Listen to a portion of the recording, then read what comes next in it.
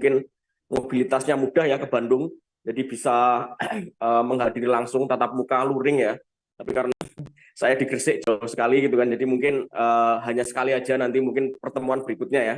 Minggu depan hari Rabu saya sempatkan ke Bandung, jadi untuk pertemuan berikutnya kita nanti bisa tatap muka. Tapi untuk yang pertama ini pengenalannya malah justru kita sementara daring dulu, jadi offline dulu. Jadi mungkin sebelum membuka materi, nanti ada sesi pengenalan dulu terkait dengan saya dan mungkin background saya dan mungkin perusahaan di balik saya gitu kan, tempat saya bekerja, overview aja sih, jadi lebih ke arah overview aja.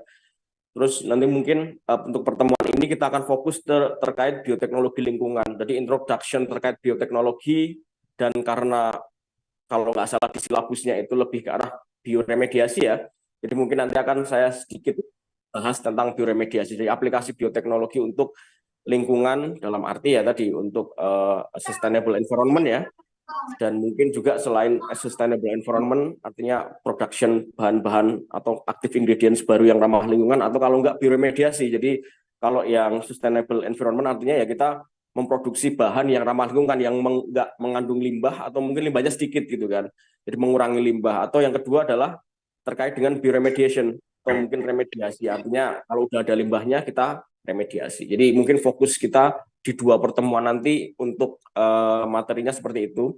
Nah, mungkin saya kemarin diskusi dengan Bu Lady juga, jadi akan lebih enak, dan mungkin pengalaman kami sebelumnya gitu kan, kalau ngajar itu lebih enak kalau misalnya dua arah ya, teman-teman, bukan cuma saya ngomong tapi teman-teman juga terlibat. Jadi pertemuan ini pengenalan ya saya terkait dengan materi pengenalan ini, kayak saya rasa saya akan sampaikan full theoretical ya. Jadi nanti saya akan banyak menyampaikan satu arah ke teman-teman, dan mungkin diakhiri dengan sesi dua arah, artinya teman-teman juga nanya, silahkan diskusi di akhir sesi. Lah untuk pertemuan kedua saya harap juga mungkin nanti sistemnya kayak Bu Lady kemarin, mungkin teman-teman bikin kelompok gitu kan, presentasi. Jadi saya rasa sistem itu lebih tepat gitu kan. Kenapa? Karena kalau dua arah kita diskusi gitu kan, teman-teman bisa lebih paham terkait dengan materi dibandingkan kalau saya nyampaikan. Jadi filosofi saya dari dulu seperti itu. Jadi kalau misalnya teman-teman dikasih task gitu kan, atau mungkin dikasih tugas gitu kan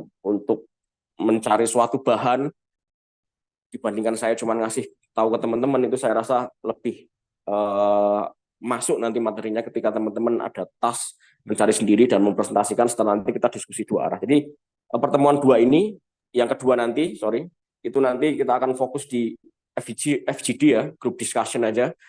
Kebetulan saya juga pas di Bandung juga, jadi nanti bisa dua arah, tatap muka sekalian karena di kelas kan. Lah untuk yang pertama ini introduction dan offline ya, offline kelas, jadi saya theoretical aja, jadi membahas tentang teori tentang bioteknologi, lingkungan, dan aplikasinya. Oke, seperti itu mungkin prolog dari saya. Jadi seperti saya sampaikan sebelumnya, nama saya Heri, saya dari Petrosida Gresik, kami dari Pupuk Indonesia Holding Company (PIHC) ya. Jadi Pupuk Indonesia Holding Company itu dia produksi pupuk, ada petrokimia, ada pupuk Kaltim, ada pupuk Kujang. Saya rasa pupuk Kujang dekat dari Bandung ya, mungkin ada beberapa praktisi yang dari Kujang juga sering ke situ gitu kan.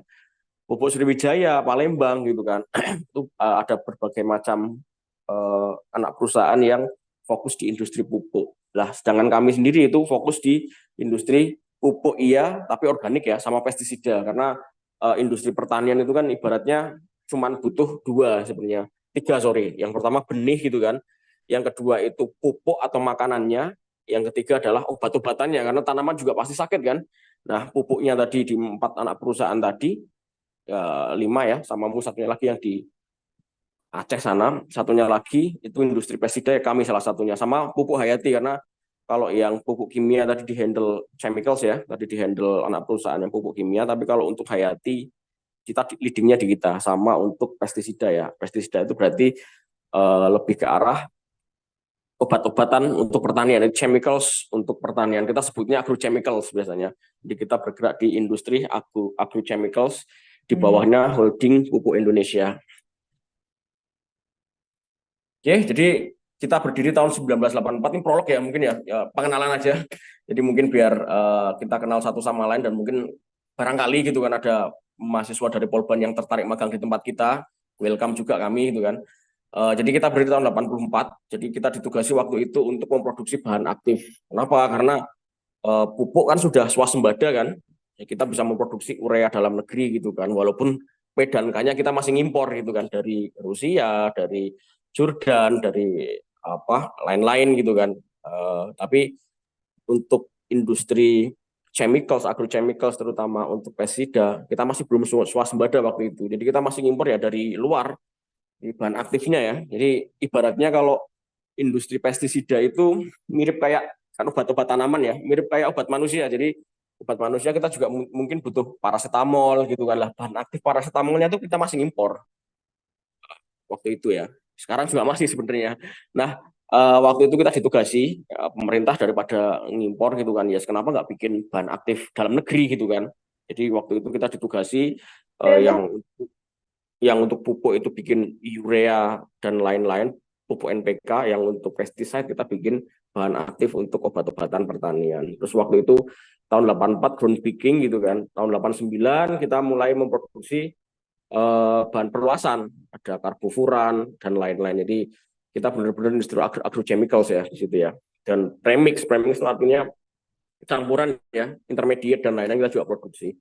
Terus tahun 90 perluasan lagi menjadi sodium cyanat.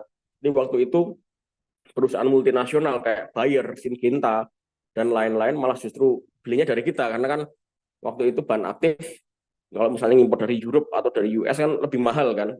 Akhirnya belinya di kita karena waktu itu lebih murah gitu kan. Jadi perusahaan multinasional beli tempat kita dibandingkan impor datangan dari luar. Nah, tapi ada masalah itu kan. Tahun 98 krisis itu kan, bener-bener krisis, BUMN kolap gitu kan. Akhirnya kita juga terkena imbas. Kenapa? Karena ya keuangan dan lain-lain, dan selain itu ada juga dari China.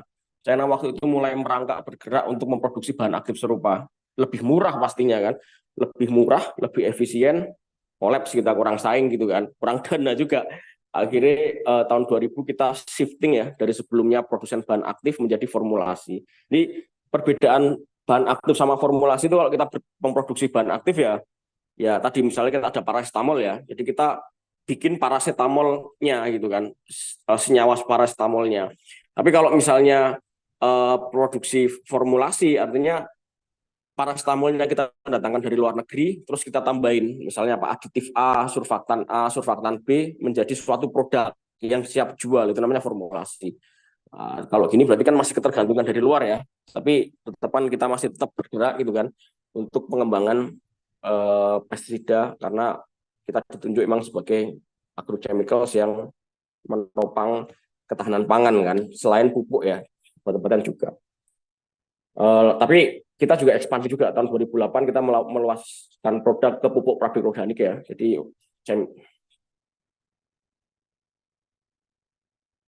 tahun 2008 karena tren organik yang begitu meningkat, karena waktu itu ada isu ya tanah di Indonesia rusak. Kenapa? Karena sejak tahun revolusi hijau, jadi tahun 60-an 70-an itu dipupuk kimia terus kan, sama dikasih obat-obatan.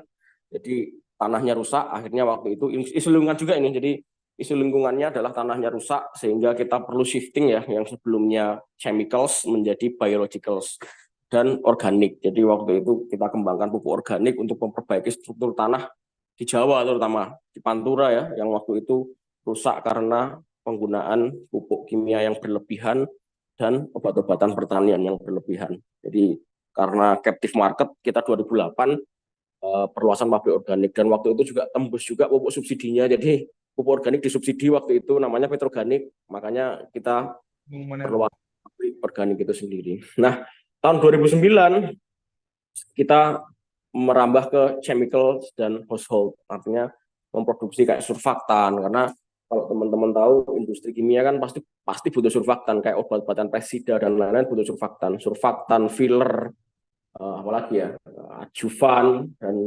apa anti caking gitu kan. Untuk industri kimia kita produksi, perluasan lah unit bisnis, karena sebenarnya basic kita adalah industri petrokimia kan, basis petrochemical. Nah, mulai tahun 2014 kita shifting nih, benar-benar shifting dari sebelumnya petrochemical base walaupun ada organiknya ya.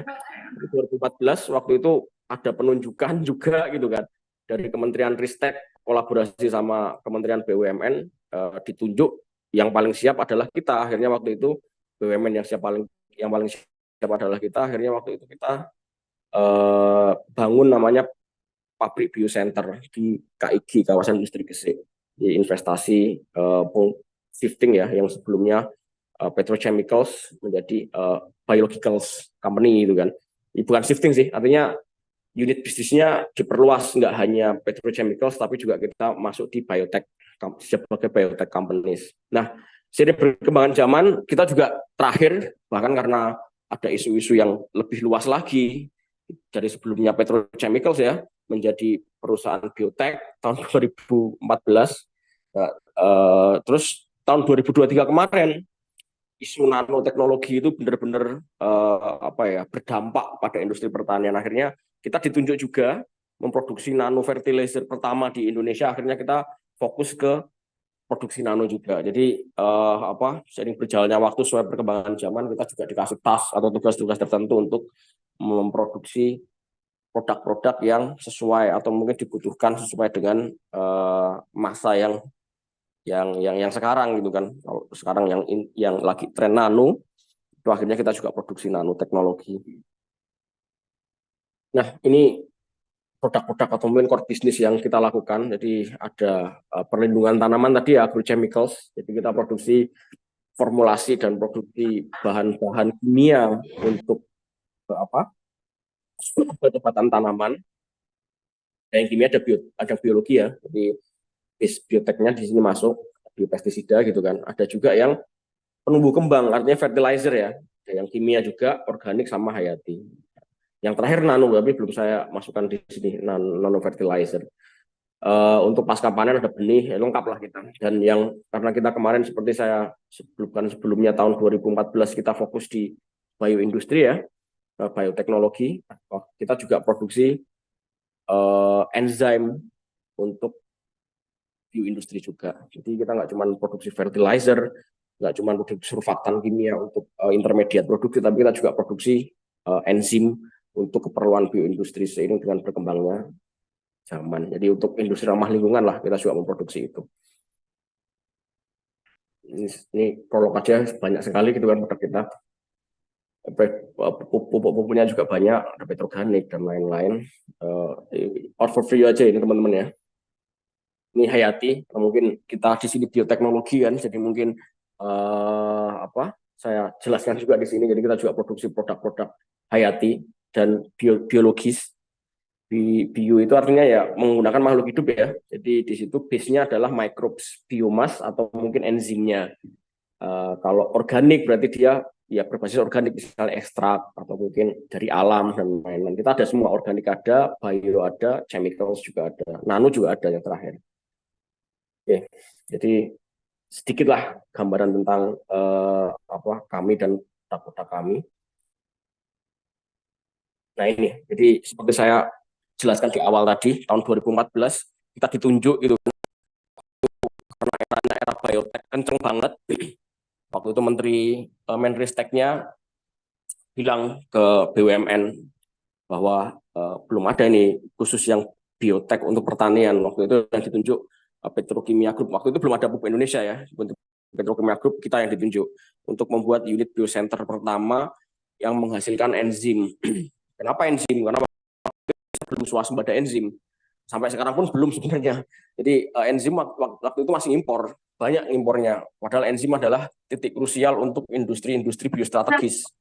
Contohnya apa? Deterjen gitu kan. Nanti saya jelaskan di belakang. Nah, waktu itu karena urgensi seperti itu, akhirnya kita bikin pabrik biocenter yang di situ ada enzim, ada industri enzim, ada pakan, ada pupuk dan lain-lain. Jadi unit atau klaster biologi, bioteknologi yang di situ memproduksi produk-produk berbasis bioteknologi tadi, baik biofertilizer, biopesticide, bioindustri untuk enzim dan lain-lain.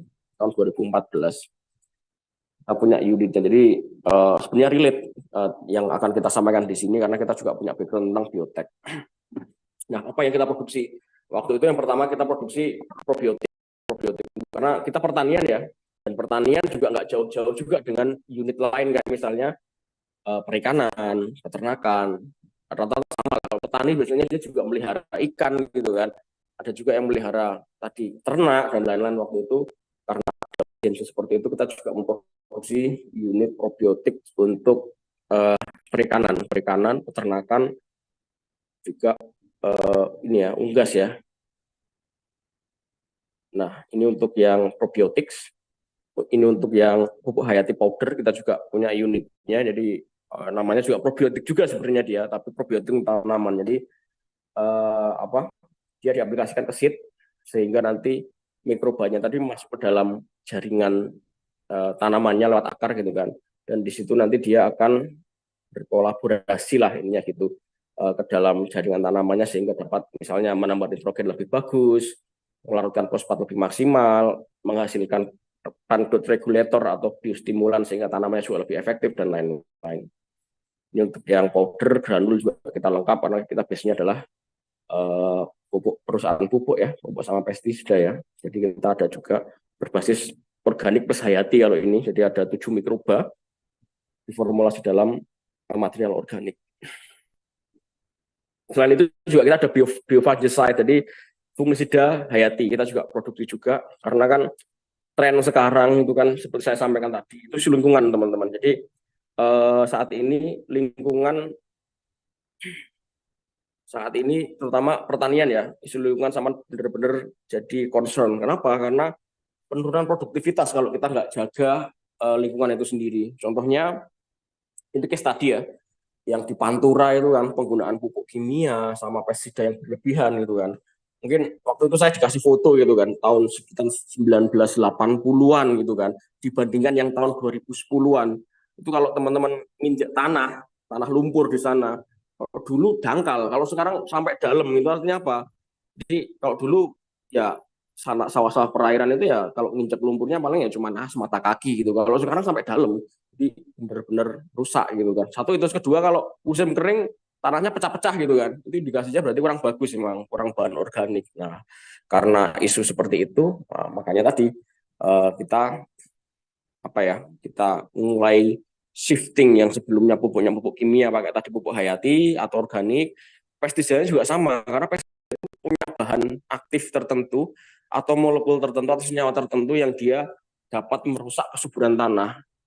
Kenapa kesuburan tanah penting? Contohnya gini, kita aplikasikan pestisida gitu kan, karbofuran misalnya aplikasikan ke tanaman, otomatis nanti mikrobiota ya yang di dalam tanah mati dia, karena namanya juga chemical sih kan, bener nanti dia mencegah serangan penyakit, tapi mikroba menguntungkan pun itu juga ikut mati kan. Padahal mikroba itu ada mikroba melarutkan fosfat, menambah nitrogen, mendegradasi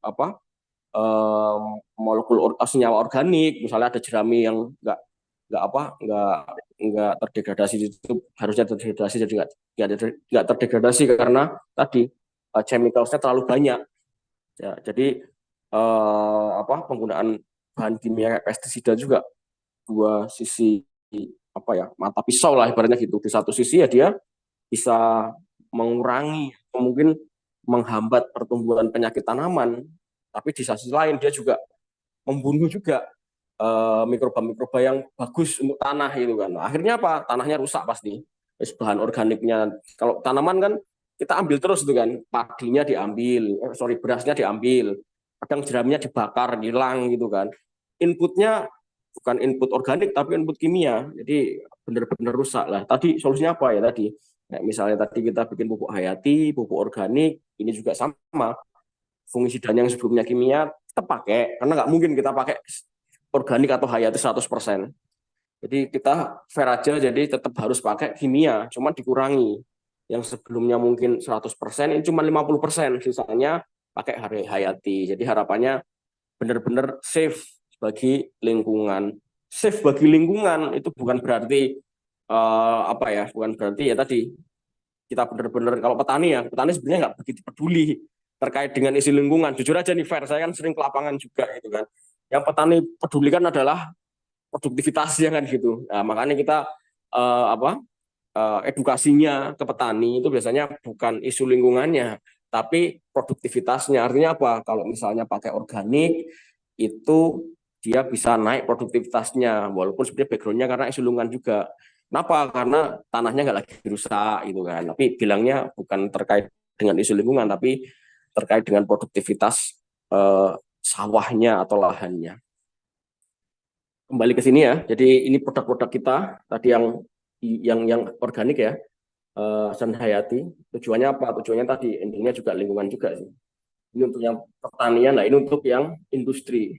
Kita juga mulai mulai produksi enzim ya. Kenapa? Karena waktu itu ya tadi instruksi sebenarnya sih, instruksi dari Kementerian BUMN, dan waktu itu diskusi sama Kementerian Ristek, Indonesia harus bikin enzim waktu itu sampai transfer knowledge gitu kan, nyari nyari apa ya, nyari nyari ilmunya sampai ke Novosem sana di mana di Swedia ya, di Denmark gitu kan, untuk transfer teknologi pembuatan enzim ini. Saya salah satunya terlibat dengan beberapa peneliti gitu. Nah di sini adalah fokus dari kami yang di industri. Kalau BRIN-nya kan dia fokus di penelitian, kita fokusnya untuk memproduksi barang yang visible, kira-kira visible, gampang dijual dan mudah dijual. Ini kita produksi enzim untuk industri penyamakan kulit, karena kan industri kulit sangat kental dengan penggunaan kimia. Limbahnya benar-benar banyak itu. Dengan enzim beberapa bahan kimia bisa dikurangi, limbahnya lebih sedikit. Jadi industri kulit itu penyamaan kulit ya, kalau teman-teman tahu itu kan.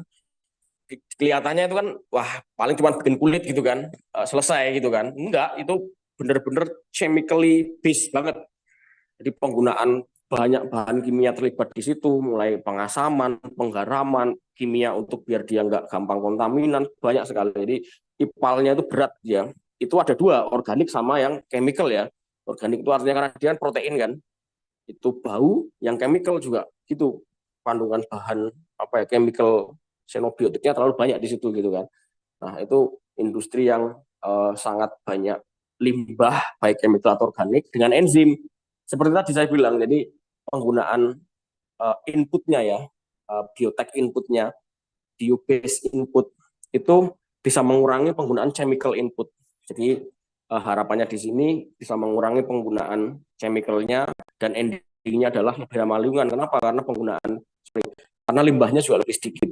Jadi waktu itu dengan penggunaan enzim kami, limbah bisa turun sampai 40%. Itu kan angka lumayan kan. Ya otomatis pengeluaran mereka untuk CSR dan mungkin limbahnya juga berkurang kan. Jadi hal-hal seperti itulah yang menjadi background apa pengembangan enzim atau mungkin penggunaan enzim untuk industri-industri saat ini. Jadi ibaratnya green industry lah, atau mungkin bio-based industry yang sebelumnya chemical-based industry mulai shifting ke arah bio-based industry dengan menggunakan biotek sebagai alternatif ya. Jadi nggak bisa mengganti, cuma sebagai alternatif sehingga limbahnya lebih sedikit dan lebih ramah lingkungan. Ini juga kita produksi pupuk cair, ya lah, karena kita perusahaan pupuk kan, wah, pasti gitu kan. Ini sih namanya Sidanik, sebelumnya namanya Ponska Ocha, subsidi, tapi karena ya biasa kepentingan politik gitu kan, subsidinya dicabut, ya kita ganti namanya yang Sidanik karena untuk pasar retail, pasar non subsidi. Oke, saya rasa untuk yang prolog seperti itu gitu kan. Jadi kita memang perusahaan berbasis chemicals, petrochemicals, tapi mulai shifting ke biotek. Internal kami harapannya adalah dengan sistem biotek, ya tadi kita bisa lebih ramah lingkungan lah, industrinya sustainable lah. Bukan untuk kami, tapi juga untuk mitra kami, end user kami, sehingga mereka juga ramah lingkungan. Dengan cara apa? Dengan cara membuat tadi yang sebelumnya surfaktanya chemical base, kita buat yang enzim tadi ya, bio base dan lain-lain. Seperti itu mungkin intro tentang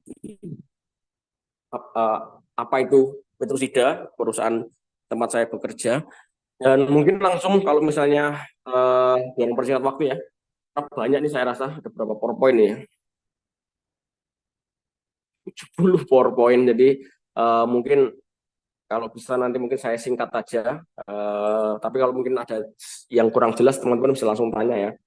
Oke, langsung aja. Jadi ke materi utama. Jadi saya dikasih mandat sama Bu Ayu gitu kan untuk menjelaskan tentang bioteknologi lingkungan. Sebenarnya background saya bukan lingkungan, background saya industri gitu kan. Cuman saya korelasikan lah dengan lingkungan. Kira-kira seperti itu. Jadi sebelum ke arah biotek lingkungan, saya akan jelaskan sedikit tentang bioteknologi itu sendiri. Tadi saya sudah dikasih sedikit gambaran apa ya mata kuliah yang sebelumnya disampaikan oleh uh, pengampu sebelumnya, termasuk juga Tifa ya tadi ya, sama mungkin Bu Ledi. Saya lihat juga di situ lebih ke arah aplikasi lingkungan ya, tapi mungkin saya sedikit jelaskan tentang biotek itu sendiri, dan mungkin nanti baru saya kerucutkan ke faktor lingkungannya. Jadi benefit ke lingkungannya apa, sustainability-nya gimana, terus aplikasi ke untuk realnya, misalnya remediasi itu seperti apa, saya jelaskan nanti di akhir perkuliahan. Oke, di biotek lingkungan, berarti kan kita fokus di biotek dulu ya. Jadi kalau misalnya mungkin teman-teman mungkin bulan kemarin, mungkin sebelumnya saya rasa juga sudah pernah dapat ya materi tentang bioteknologi. Jadi kalau misalnya sudah ya, ini buat memperlancar aja. Kalau misalnya belum ya, alhamdulillah berarti saya bisa diskusi nanti di sini terkait dengan biotek dan biotek lingkungan itu sendiri. Oke, jadi definisi biotek teman-teman pasti tahu gitu kan. Mungkin zaman sekarang udah bisa googling gampang gitu kan. Chat GPT juga mungkin bisa. Jadi saya nggak akan jauh-jauh tentang definisi karena zaman sekarang definisi udah nggak laku gitu kan. Zaman sekarang definisi tinggal cari Google atau mungkin chat GPT keluar. Zaman sekarang adalah appliance. Jadi aplikasinya, teknisnya itu yang jadi nilai jual. Definisi itu kan narasi ya. Tanya AI dapat. Oke, langsung. Jadi apa itu biotek? Jadi sebenarnya biotek sesimpel kalau misalnya saya singkat ya, panjang gitu. Tapi poinnya adalah di sini adalah menggunakan mikroorganisme atau sel komponen untuk membuat produk. Intinya itu sih, membuat produk ya. Jadi produk di sini adalah kata kuncinya. Jadi apapun itu produknya, entah itu untuk healthcare, agriculture, kebetulan background saya agriculture dan industri gitu kan. Jadi cuman karena kita lebih ke arah environment, jadi lingkungan nanti kita bakal fokus di lingkungan. Ada untuk food, ya makanan, feed, ada juga industri kayak deterjen dan lain juga ada. Dan tadi lingkungan juga ada juga dan banyak juga gitu kan. Tapi fokus kita nanti akan diskusi tentang lingkungan, dibatasi di lingkungan saja biar nanti lebih enak dan memang sesuai dengan ini ya, sesuai dengan materi yang akan disampaikan nanti. Oke, jadi mungkin saya cerita sedikit tentang bioteknologi. Moga-moga bisa sedikit ngasih pencerahan gitu kan. Jadi bioteknologi itu menggunakan microbes ya. Umumnya microbes, sebenarnya ada yang lain juga kayak sel. Kayak contohnya sel manusia atau mungkin sel hewan. Contohnya banyak lah itu kan. Sekarang kan biotek nggak cuma mikroorganisme gitu kan. Sel manusia atau mungkin sel hewan untuk membuat daging buatan dan lain-lain itu banyak. Atau sel tumbuhan bahkan untuk mereplikasi kedelai gitu kan, soy gitu kan dan lain-lain. Tapi yang banyak digunakan itu adalah microbes untuk membuat produk tertentu yang bernilai jual tinggi atau mungkin mereplace bahan kimia sintetis dari petrochemicals. Jadi di sini poinnya bioteknologi adalah menggunakan microbes ya untuk memproduksi biomasa, sel ya atau chemicals. Jadi yang diproduksi biomasanya, mikrobanya atau mungkin chemicalsnya, berarti metabolitnya kan kira-kira gitu. Nah untuk itu biasanya ada namanya wild type, jadi mikroba-mikroba yang dari alam gitu kan, cuman produktivitasnya kurang gitu, makanya biasanya sering digunakan genetic engineering atau rekombinan DNA. Untuk apa? Namanya GMO nanti ya, hasil hasil rekayasa genetiknya. Untuk apa? Untuk meningkatkan produktivitas dari mikroba itu sendiri. Jadi contoh di kami gitu kan, kita juga menggunakan GMO ya untuk meningkatkan produktivitas enzim. Jadi kita kan produksi enzim tadi. Jadi kalau misalnya well tap pernah kita lakukan, itu produksinya dikit. Nah, paling cuma 15%, 20%. Tapi ketika di rekayasa genetik, set targetnya DNA-nya diotak-atik, dia overproduction ya, produktivitasnya meningkat hingga sampai 60-50% lebih tinggi itu kan dibandingkan yang wild type-nya atau mungkin dibandingkan yang vari apa yang non modified kira-kira gitu.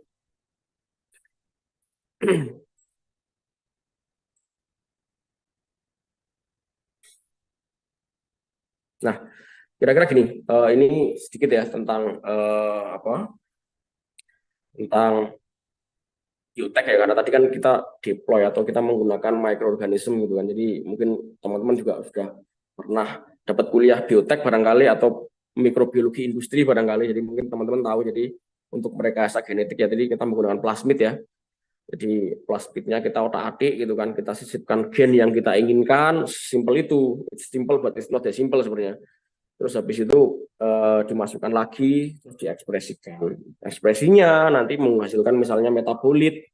Metabolitnya itu yang dipurifikasi terus dijual. Sesimpel itu sih kelihatannya. Tapi ya poinnya adalah dia menyisipkan gen yang diinginkan ke dalam target mikroba, terus mikrobanya diperbanyak. Setelah itu dia menghasilkan produk yang kita inginkan, produknya dipurifikasi, dijual. Simple gitu kan. Atau kalau misalnya produknya metabolit ya, tapi kalau produknya biomas, rata-rata kalau misalnya bioteknologi lingkungan ya, starter mikrobanya berarti kan biomasnya kan, ya, berarti nanti yang dijual adalah biomasnya itu tadi, atau mungkin selnya itu tadi. Nah, ini untuk dari isolasi itu mas biomass production itu. Nah di sini apa kita enzim kemarin kita isolasi dari alam gitu kan, dari alam dapat well type-nya, terus kita utak-atik rekayasa genetik biar lebih maksimal produksinya, terus kita ya tadi kita screening dan lain-lain, dapat ya yang paling tinggi produktivitasnya, terus akhirnya diproduksi secara massal. Jadi poinnya di sini adalah, saya nggak jelasin ya terkait dengan detailnya ini karena waktunya terbatas, tapi poinnya di sini adalah menggunakan, jadi biotek itu sebenarnya using microbes to make money. Jadi poin di sini adalah ya tadi komersial gitu, karena kita industri fair aja gitu kan.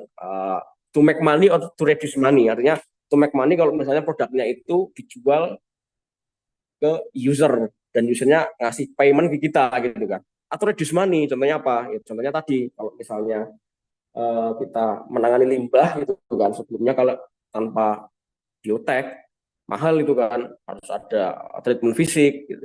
Teman-teman ada teknik kimia jadi tahu lah kalau untuk treatment limbah kan ada treatment fisik, treatment chemical, tambah chemical tertentu yang mahal-mahal gitu kan.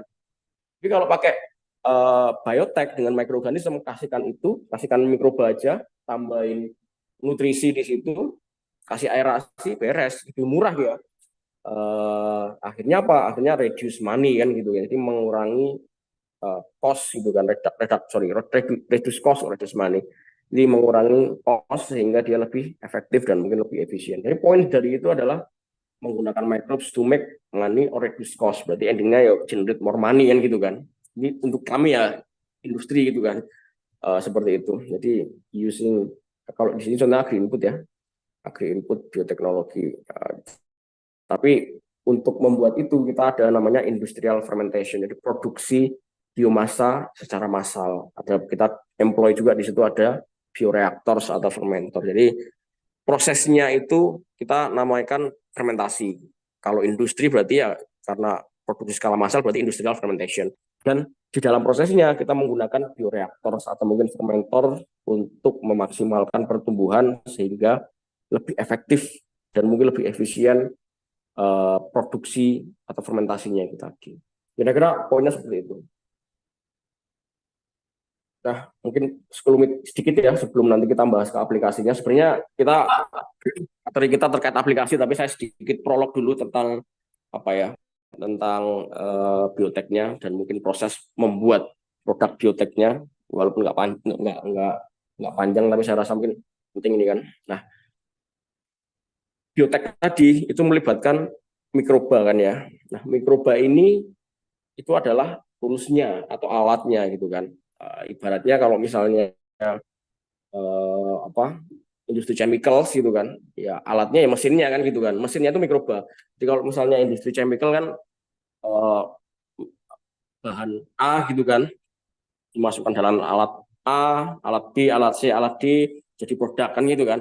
Nah, alatnya itu adalah microbes-nya. Lah, prosesnya namanya fermentasi. Proses rangkaian alatnya tadi itu fermentasi di situ. Jadi apa? Di fermentasi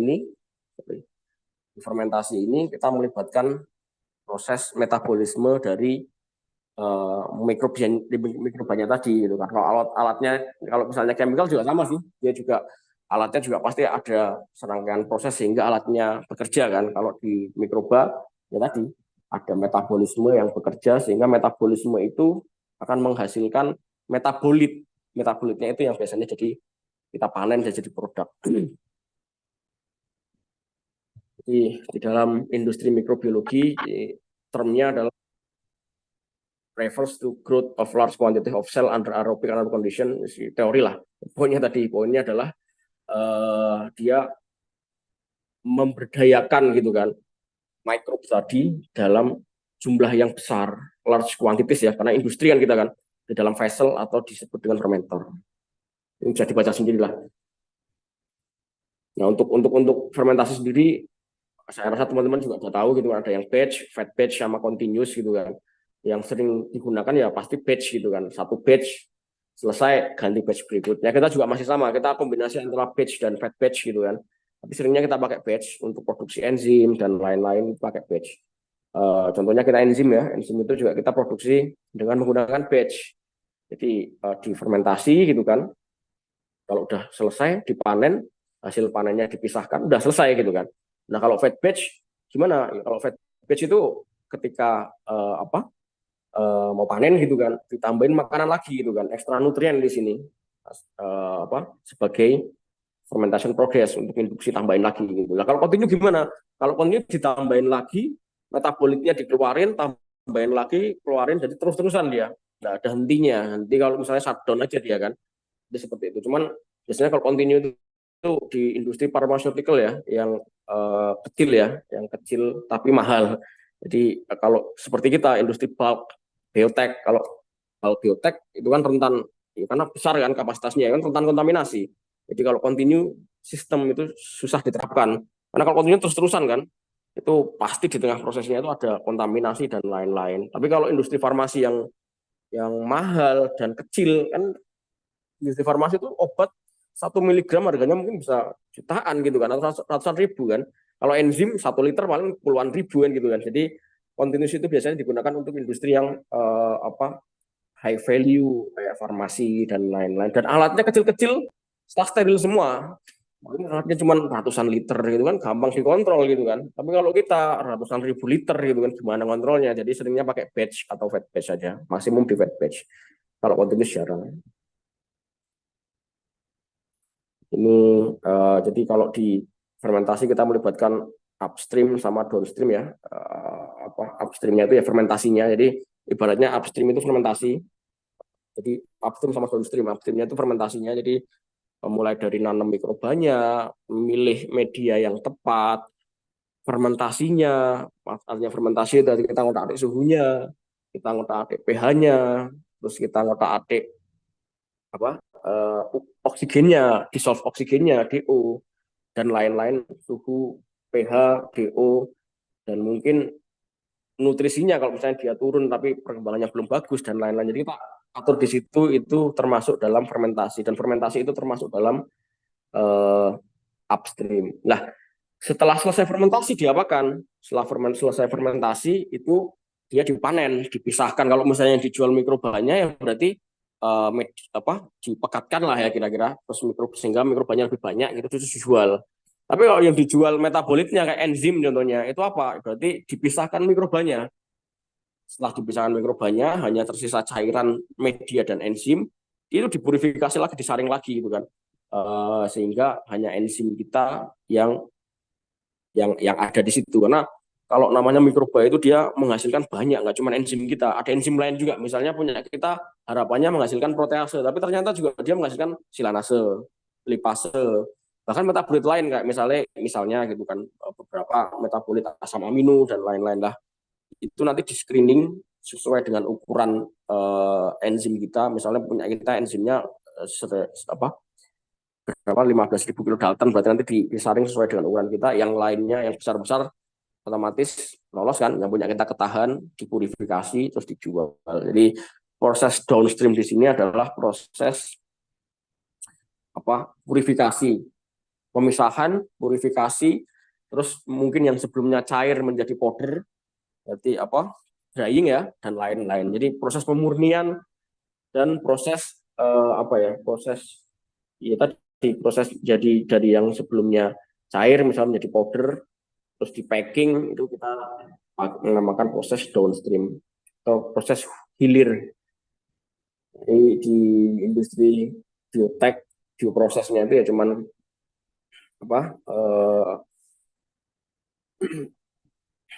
hulu sama hilir, hulunya fermentasi, hilirnya tadi purifikasi dan lain-lain.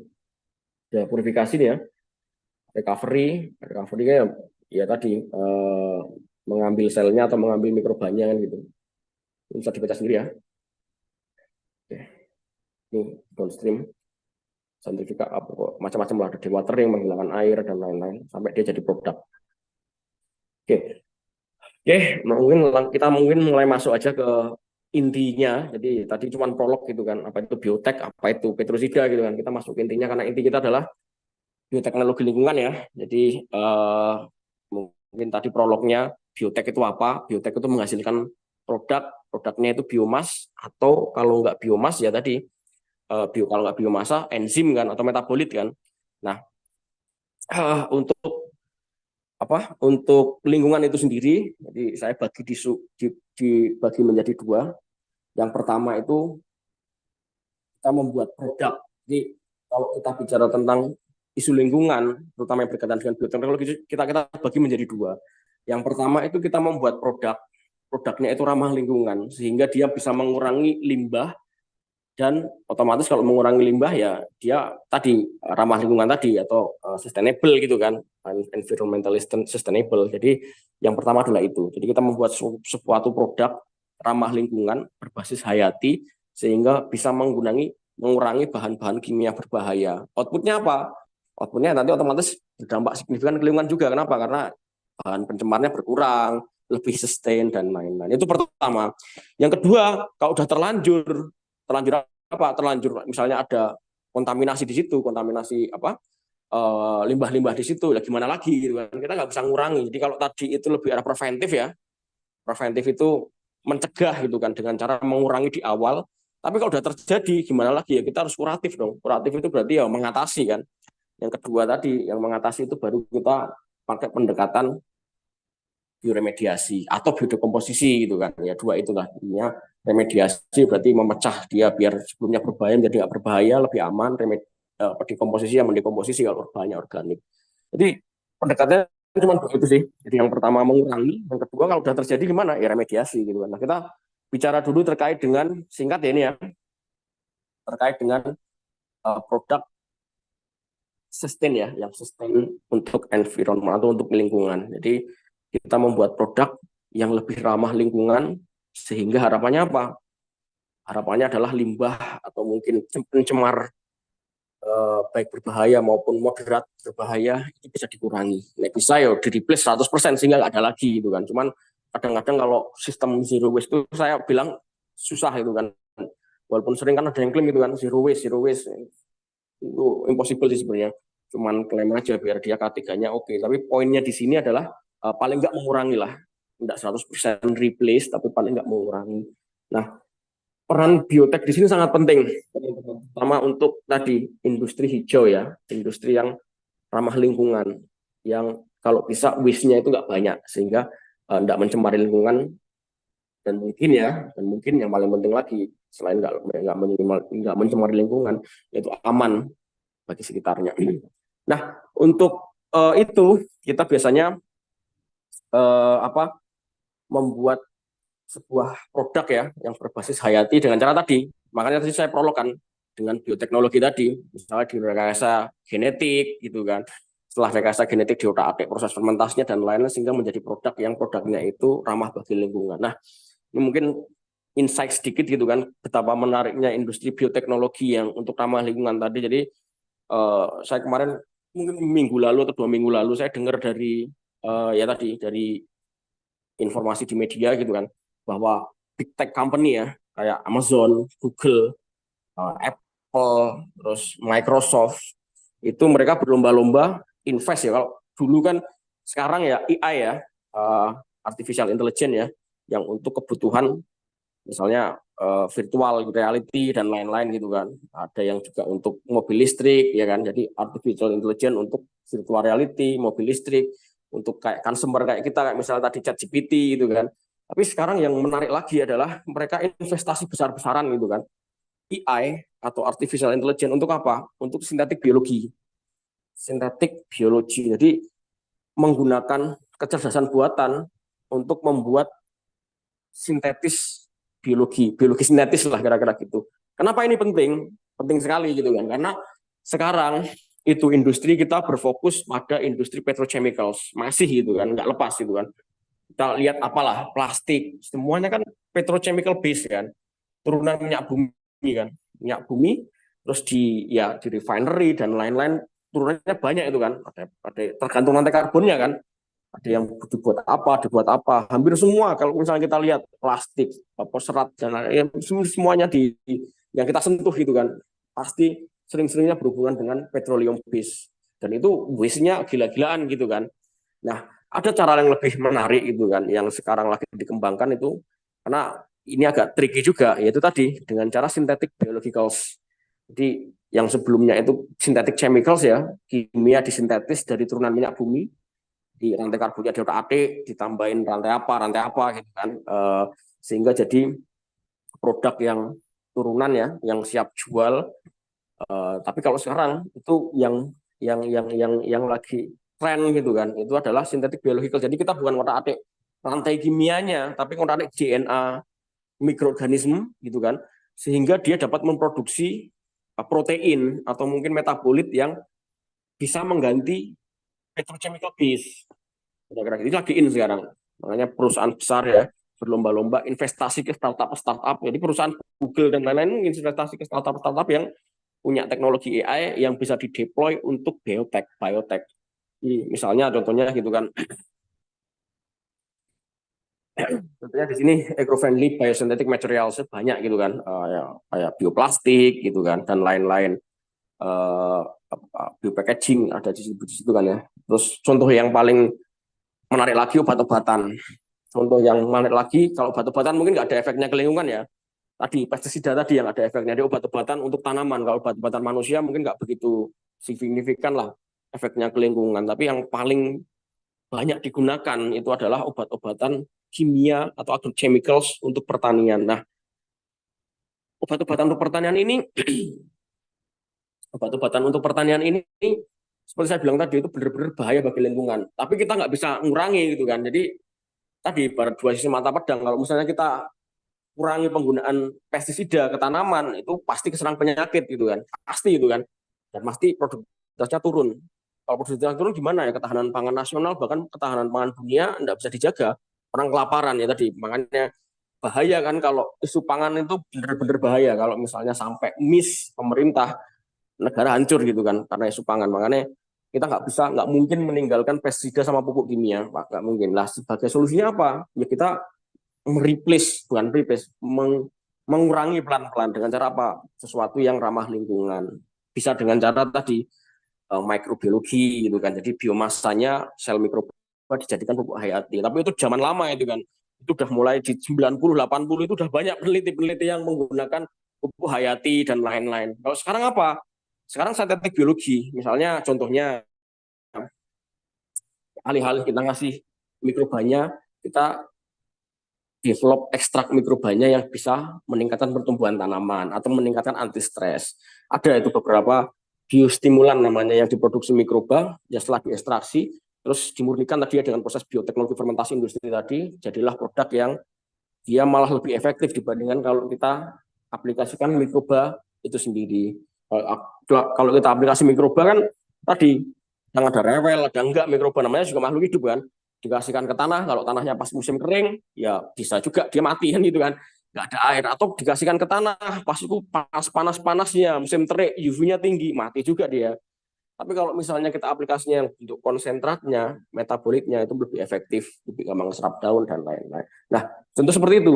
Jadi kita bikin eco-friendly biosynthetic materials. Tentu ini beberapa sekarang udah banyak gitu kan, alih-alih. Jadi beberapa perusahaan agrochemicals ya, kayak Monsanto, terus Bayer dan lain-lain itu juga mulai mulai bukan beralih ya, mulai shifting lah. Sebelumnya chemical base yang turunan ada rantai karbon ini tadi kan, sekarang lebih ke arah biosintetik. Jadi membuat apa membuat bahan aktif yang lebih ramah lingkungan. Karena kalau pestisida kimia, satu limbahnya wes jelas bahaya gitu kan. Yang kedua aplikasi juga bahaya, tapi kalau sintetis biological dia lebih ramah lingkungan, baik produksinya maupun impact-nya setelah diaplikasikan. Jadi kalau chemical base yang petroleum mungkin ke tanahnya itu persisten gitu kan, dia nggak gampang hilang. Tapi kalau ini paling cuma 1 bulan atau mungkin 2 minggu langsung hilang. Ya, itu penting. Kenapa? Karena mikroba tadi kalau cuma 2 minggu hilang kan dia bisa tumbuh lagi gitu kan. Beda misalnya tadi kimia bisa mungkin tahunan, mikrobanya mati, tanahnya rusak pasti kan gitu kan. Karena kan tanah itu faktor penting di dalamnya adalah mikroba yang dapat mengemburkan tadi kan, kemudian cacing-cacingnya dan lain-lain ya kira-kira seperti itu. Jadi eco-friendly product for environmental sustainability itu maksudnya tadi kita membuat produk yang ramah lingkungan. Salah satunya dengan teknik biosintetik synthetic biologicals. Jadi itu the next future ya. Jadi kalau dulu kita rekayasa genetik itu kan kita ngurangi gennya sendiri, besok ke depan itu AI yang bekerja gitu kan. Jadi dia rekayasa genetik sehingga menghasilkan protein atau proteinnya nanti bisa direkayasa lah, DNA-nya direkayasa untuk menghasilkan protein atau mungkin metabolit yang benar-benar ramah lingkungan. Jadi produk yang ramah lingkungan yang bisa mereplace atau sebagai alternatif synthetic chemicals petroleum base. Yang kedua enzim juga sama juga seperti saya bilang tadi, industri pulp paper. Jadi kalau dulu ya tahun 2000-an itu industri pulp paper itu ya industri kertas putih gitu kan. Zaman saya dulu masih pakai kertas gitu kuliahnya. Kalau sekarang saya rasa kertas sudah berkurang jauh gitu kan. Pakainya apa? Pakainya pasti laptop, gadget. Kalau zaman saya dulu kertas yang masih dominan. Jadi industri pulp paper ya dulu produksi kertas putih. Tapi kalau sekarang enggak, industri pulp paper bukan produksi kertas putih lagi, tapi fokus di industri kardus. Karena kan sekarang kayak Shopee, Tokopedia itu kan yang lagi booming. Jadi industri packaging itu malah justru yang booming. Dan industri packaging itu kan dari pulp paper juga kan. Dan pulp paper itu juga kalau teman-teman tahu itu banyak chemical yang digunakan di situ juga. Jadi mungkin setahu kita kan pulp paper kan dari kertas ya, harusnya ramah lingkungan gitu kan. Enggak juga. Ternyata pulp paper itu juga menggunakan bahan-bahan kimia yang sangat banyak dalam prosesnya gitu kan, sehingga limbahnya juga banyak. Lah dengan menggunakan enzim kita bisa cut gitu, bypass prosesnya lebih cepat dan lebih bagus malah. Jadi penurunan juga endingnya penurunan penggunaan kimia, karena enzim kan biokatalis ya. Sebelumnya katalis kimia menggunakan katalis kimia misalnya atau tanpa katalis sama sekali. Kata-kata katalis kan banyak banget kan penggunaan kimianya. Dengan katalis lebih sedikit. Tapi tadi katalisnya kan kimia. Kalau katalis kimia masih hazard juga kan, masih bahaya juga. Nah ini di replace dengan enzim yang biologikal, jadi lebih ramah. Itu beberapa kasus bisa mengurangi limbah sampai 60 mungkin sampai 50-60% gitu kan. Nah, itu yang efektifnya gitu kan. Itu untuk enzim pulp paper. Ada juga yang deterjen. Deterjen itu mungkin sekarang udah banyak ya. Jadi deterjen itu sekarang udah umum ya, menggunakan enzim, terutama protease sama lipase kan, dua itu. Kalau dulu mungkin belum ya. Kalau dulu mungkin cuman surfaktan aja. Jadi dulu itu deterjen paling cuma pakai surfaktan buat ngangkat kotoran. Jadi surfaktan itu kan menurunkan tegangan permukaan ya. Surfaktan kan kimia ya. Jadi deterjen-deterjen zaman dulu itu biasanya cuma pakai surfaktan sehingga menurunkan tegangan permukaan sehingga kotorannya dapat terangkat dari baju gitu kan. Tapi itu dalam beberapa kasus ini juga ada chemical kan bahaya buat tangan dan lain-lain. Ditambahin enzim. Jadi mungkin kalau teman-teman tahu menyuci 10 tangan dan ada biru-birunya itu ya enzimnya gitu. Jadi fungsinya apa di situ? Jadi selain dia diangkat oleh surfaktan, tapi kalau beberapa noda yang membandel kayak protein, darah, dan lain-lain itu kan susah. Ngangkatnya gimana itu kalau udah nempel di baju? Jadi dia harus degradasi dulu dong menjadi molekul yang lebih kecil proteinnya. Biasanya pakai protease. Dikasih enzim protease sehingga dia terdegradasi baru gampang diangkat. Jadi penggunaan surfaktan lebih sedikit kan, penggunaan kimia lebih sedikit, lebih ramah lingkungan jadinya. Lipasa juga sama, yang mengandung lemak gitu kan. Kalau surfaktan aja pasti menggunakan surfaktan banyak di situ kan. Tapi ketika dia dipecah dulu, jadi kan kinerja surfaktannya lebih sedikit sehingga dia kebutuhan surfaktannya lebih sedikit, lebih lama lingkungan. Kira-kira gitu. Feed juga sama. Feed itu pakan ya. Kan itu dulu kalau pakai chemical, misalnya kedelai, ya kan. apalagi jagung, itu prosesnya ya dipanasi dan lain-lain, panasi, difiltrasi, kasih tekanan biar dia protein dari kedelai keluar, terus diekstraksi. Jadi proses fisik dan proses chemicalnya intens di situ. Jadi untuk mengekstraksi protein dari asam amino dengan proses kimia dan fisikal ya, itu sangat-sangat intens. Jadi solusinya apa? Ya solusinya tadi tambahin biologicals, itu tambahin enzim. Jadi tetap ada prosesnya, tapi ketika tambahin enzim, proses fisiknya, misalnya penggunaan steamnya lebih sedikit, gitu kan, listriknya lebih sedikit, karena mungkin agingnya lebih cepat, gitu kan. Terus chemicalnya juga lebih sedikit, jadi mungkin penggunaan chemical yang sebelumnya 100%, misalnya cuma 80 atau 70% dengan adanya enzim. Membantu sekali, karena kalau teman-teman tahu, misalnya jagung untuk dipecah jadi monosakarida, prosesnya panjang banget ya. Kedelai juga sama, untuk dipecah menjadi asam amino yang siap cerna menjadi pakan dan lain-lain, itu juga butuh proses yang intens, energi intens, tapi dengan tambahan enzim dia lebih ramah lingkungan. Kenapa? Karena bisa mengurangi penggunaan listrik, jadi karbonnya juga lebih sedikit gitu kan, dan lain-lain. Leather juga sama, kulit tadi saya bilang tadi, jadi kulit itu juga chemical base banget gitu kan, physical dan chemical base gitu kan. Ketika ada enzim, dia lebih lama lingkungan. Kenapa? Karena limbahnya lebih sedikit, konsumsi listriknya lebih sedikit dan lain-lain. Jadi seperti itu.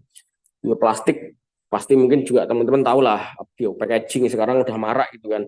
Jadi kalau ya ini mungkin teman-teman bisa googling sendiri lah, dari apa itu bioplastik dan fungsinya. Biofuels juga sama. Jadi semuanya hampir kita, poinnya di sini adalah mengurangi ketergantungan pada petrochemical base yang beberapa kasus toksik, beberapa kasus susah degradasi, beberapa kasus dia nggak ramah lingkungan, di replace pakai teknologi ini.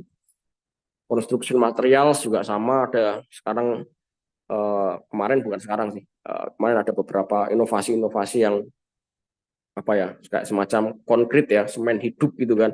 Ketika nanti dia rusak, dia bisa nambal sendiri dan lain-lain. Itu teknologi sekarang udah banyak berkembang, bioteknya juga sekarang udah maju, ya, apapun bisalah seperti itu kira-kira.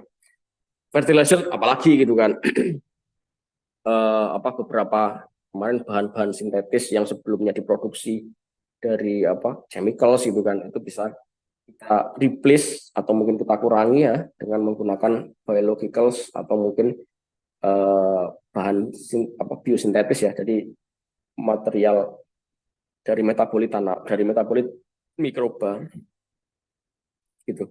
Flavoring juga sama, kayak contohnya teman-teman MSG ya, micin itu kan, itu juga dari mikroba.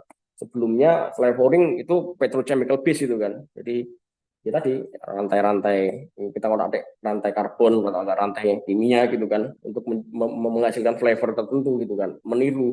Atau kalau enggak misalnya gini, teman-teman ekstraksi dari vanili gitu kan, atau teman-teman ekstraksi dari ekstrak jeruk, itu juga prosesnya panjang ya, pakai kimia ya kan, butuh chemical berapa dia buat ngekstrak, butuh energi fisik berapa dia buat ngekstrak hingga menjadi seperti itu gitu. Tapi kalau pakai biosintetik ini tadi, berarti kan kita cuman ngambil gennya, misalnya gen yang perasa jeruknya gitu kan, masukkan dalam mikroba, dia bisa menghasilkan flavor, sudah selesai. Paling butuhnya apa? Butuhnya paling agitasi gitu kan.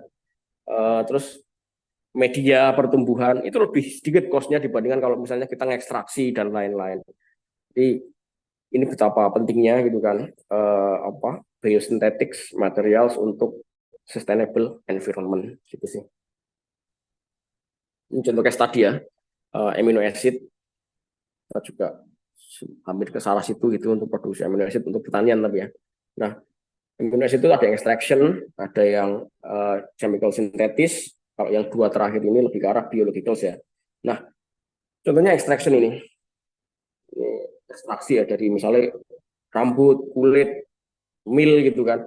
Blood meal berarti dari darah dan lain-lain. Ada yang contohnya ini dari kedelai misalnya gitu. Kalau misalnya dari sumber alam, ekstraksi itu butuh intensif sekali penggunaan kimia dan mungkin penggunaan proses fisiknya gitu kan.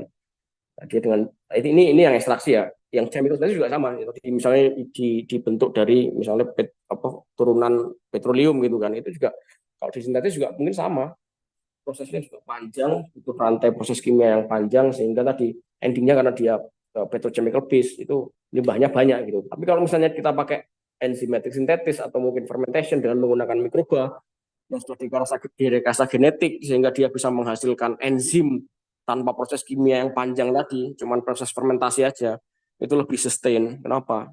Lebih murah satu, kedua limbahnya, ya kan?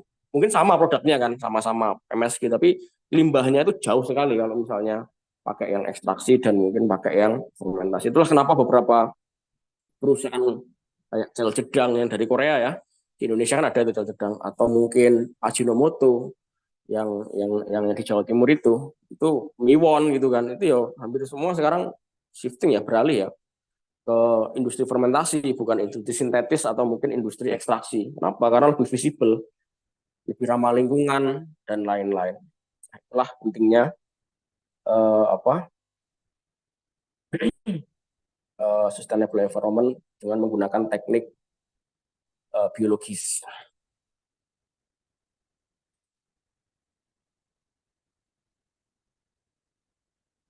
Oke, saya rasa ini yang untuk tadi ya, untuk aplikasi biotek, tapi dari segi preventifnya. Di preventif itu kalau bisa ya kita ngurangi limbahnya sebelum limbah itu ada. Jadi kita di awalnya kita treatment seperti itu. Jadi kita membuat sintetis biologicals, kita membuat produk-produk biosintetis yang harapannya itu bisa mengurangi limbahnya. Karena isu lingkungan ya nggak akan jauh-jauh berkaitan dengan limbah dan lain-lain. Karena adanya limbah ya pasti tercemar lingkungan dan lain-lain. Itu tadi yang pertama itu lebih arah preventifnya.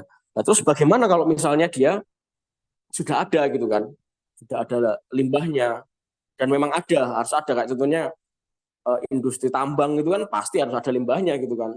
Bisa dikurangi dengan menggunakan beberapa tadi ya enzim atau lain gitu kan, tapi pasti ada limbahnya. Di kuratifnya gimana ya tadi, dengan bioremediasi atau mungkin apa biodekomposisi kalau bahan organik ya, atau mungkin bioremediasi. Nah, kemarin Bu Lady juga udah sampaikan ya, kemarin bioleaching ya.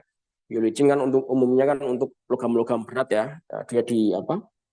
Di ya tadi kayak semacam dicelat gitu kan. Dari proses bioleaching kan sebenarnya dicelat biar dia sebelumnya mobilitasnya tinggi gitu kan. Dengan dicelat mobilitasnya berkurang sehingga ya kurang kurang toksik dan lain-lain.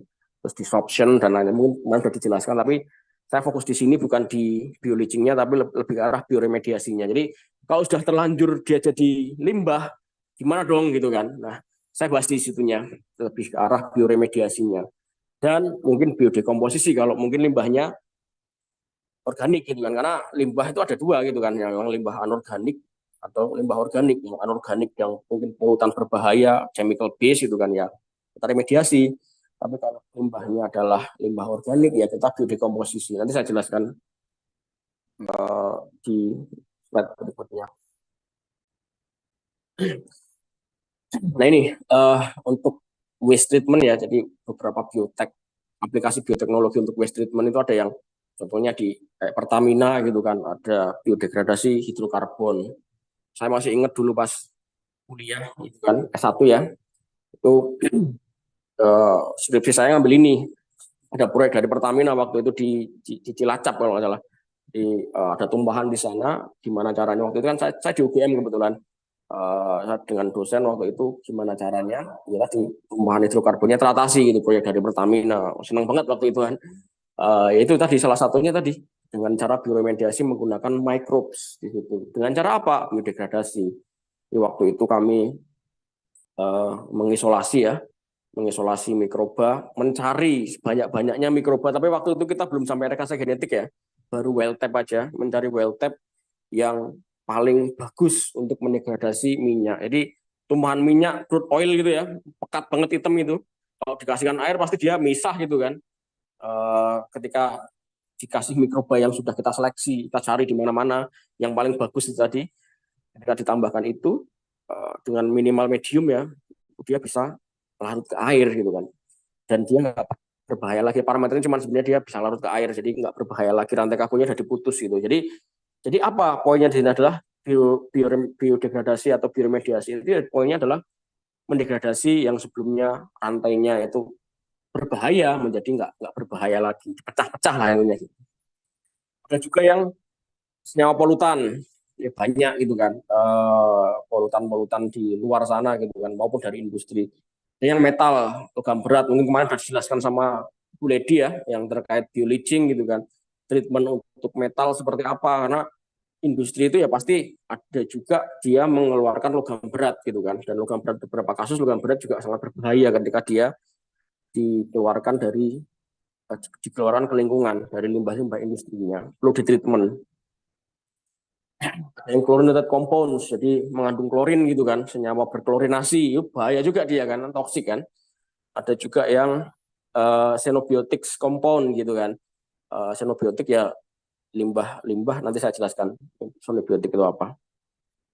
Dan pengolahan limbah cair, ada yang biodekomposisi itu sendiri banyak gitu kan. Nah, dari sekian ini nanti mungkin ini untuk pertemuan minggu depan ya, seperti saya sampaikan, ini sekarang saya yang ceramah gitu kan, mungkin minggu depan gantian kita diskusi, bukan ceramah lagi, bukan satu sesi lagi, tapi bukan satu arah lagi, tapi ke depan minggu depan ya, pas pertemuan fisik saya harap nanti diskusi dua arah, karena nggak enak juga kalau misalnya satu kelas gitu kan saya yang banyak ngomong, tapi saya harap nanti teman-teman juga bisa menyampaikan ide-idenya dengan cara presentasi ya nanti ya, tim ya, kelompok gitu kan, untuk membahas ini.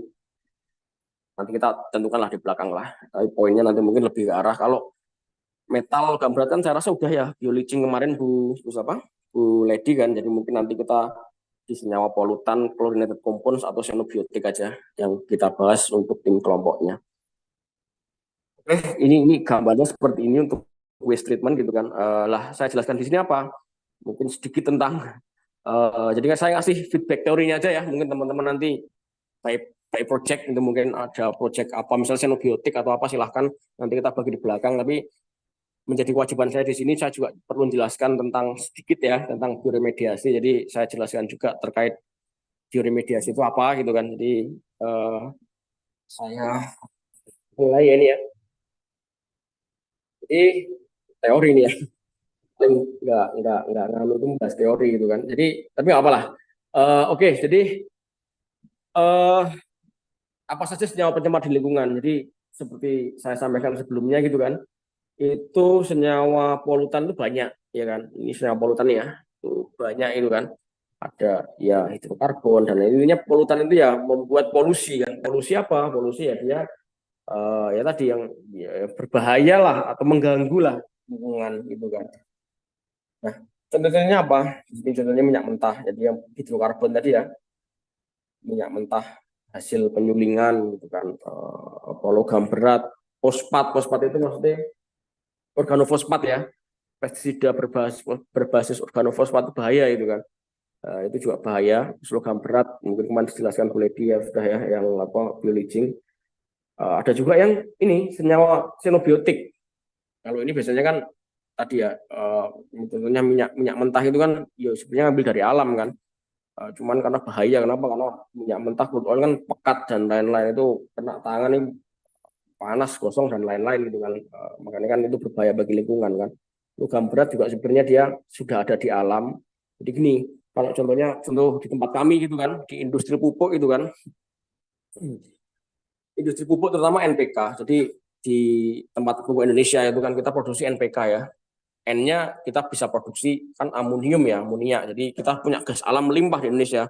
Beda kayak misalnya India atau lainnya kan dia nggak punya gas alam. Indonesia melimpah. Jadi makanya kita bisa memproduksi pupuk urea sendiri kan dari gas alam itu tadi. Nah, kita bisa produksi ya ureanya. Tapi masalahnya pupuk P dan K-nya kita ngimpor teman-teman. Jadi pupuk P dan K itu kita ngimpor dari luar. Hanya ketika kemarin perang Ukraina sama Rusia itu ya ngefek juga. Kenapa? Karena sumber fosfatnya terutama ya, dan kalium ya, itu kita ngimpor dari luar, terutama dari Rusia.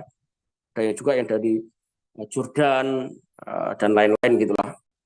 Tapi kita ngimpor. Kenapa? Karena kandungan fosfat di Indonesia, tanah yang berfosfat ya, itu maksimal paling di 20-an, ada yang 18, ada yang 16, ada yang 20. Jadi contohnya tanah kapur fosfat di Madura gitu kan. Paling di situ, itu paling cuma 16%. Sedikit kan. Beda dengan kalau misalnya yang dari Jordan. Di Jordan karena mungkin ya kita kan geografis ya. kita nggak tahu juga kan, pemberian Tuhan kan. Di Jordan sana tanahnya itu yang sumber fosfatnya dia ada yang sampai 30-an lebih gitu kan. Jadi lebih efektif ketika kita ambil dari sana. Makanya kita ngimpor rock fosfat kita sebutnya, atau sumber kalium ya dari mereka lah. Contohnya rock fosfat gitu. Nah, rock fosfat itu otomatis kan tadi ya misalnya dia punya kandungan fosfatnya 30% gitu kan. Nah, yang diambilnya 30%. Cuman masalahnya yang sisanya apa 70%. Berarti kan lain-lain kan. Lain-lainnya kan nanti ada logam berat, bahkan ada uraniumnya di situ, zat radioaktifnya di situ yang perlu kita treatment gitu kan. Nah, itu kira-kira gambarnya seperti itu. Jadi kita ngambil di alam itu belum tentu 100% semua yang kita inginkan. Misalnya tadi minyak bumi itu juga bahaya juga. Kalau misalnya kita nggak olah lebih lanjut atau ada tumpahan gitu kan. Itu begitupun juga tadi sumber misalnya fosfat gitu kan. Lain-lainnya logam beratnya kalau terakumulasi bahaya juga. Contohnya kemarin di tempat kita itu ya kita sempat apa ini teman-teman sempat apa ya kayak remediasi mengolah gitu kan radioaktif. Kenapa? Karena di Jordan sana kan nggak kerasa gitu kan, kita impor jutaan ton kan dari mereka kan, jutaan ton, terus limbahnya kan dipisahkan gitu kan, dipisahkan.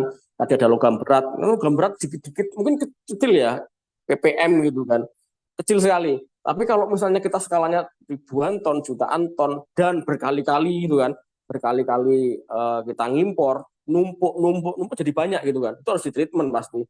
Bener kecil lagi ketika kita bicaranya kuantiti itu pasti jadi banyak. Begitupun juga radioaktif juga sama. Mungkin di situ ada unsur radioaktif kayak uranium sedikit itu berapa ppm 0, gitu. Tapi kan kalau misalnya kita bicara kuantum jutaan ton dan terus menerus nggak cuma periode sekarang, mungkin tiap 6 bulan sekali ngimpor sampai tahunan, 10 tahun, 15 tahun itu berapa kumulatifnya kan. Nah, dari situlah waktu itu sampai kita ada apa treatment radioaktif juga untuk mengatasi limbah radioaktif, akumulasi limbah radioaktif itu. Waktu itu bekerjasama dengan Batan. Dan treatmentnya juga simpel, pakai chemical nggak bisa, pakai fisik nggak bisa, di apa-apa nggak bisa, cuma pakai mikroba. Mikroba yang punyanya Batan, dikasihkan mikroba, dikasih sumber nutrisi, turun itu radioaktifnya. Hal seperti itulah kira-kira yang ya, keunggulan biotek lah untuk aplikasi lingkungan. Itu contohnya yang dari alam ya, tadi ya, kembali tadi ya. Ada juga yang dari sintetis, xenobiotik. Apa contohnya xenobiotik ya tadi, pestisida, plastik, jadi sintetis. Dari petrokimikal, dari petrokimia, dari industri petrokimia. Pestisida itu kan sama, dia disintetis dari apa? Turunannya minyak rantainya dipecah-pecah, dirangkai lagi menjadi tadi pestisida A, pestisida B, pestisida A, pestisida B dengan rantai-rantai berbeda sesuai mode of action-nya. Plastik juga sama. Nah, itu biasanya yang sintetis ini yang justru susah gitu kan, didegradasi gitu kan. Dan saya jelaskan step-step dan mungkin lama waktunya gitu kan. Tapi yang berbahaya malah itu xenobiotik ini. Sebenarnya ada beberapa pestisida ya, sama herbisida itu yang benar-benar susah didegradasi. Dioksin gitu contohnya dan lain-lain itu wah itu berat itu. Tapi harus kita treatment memang. Oh, enggak ya.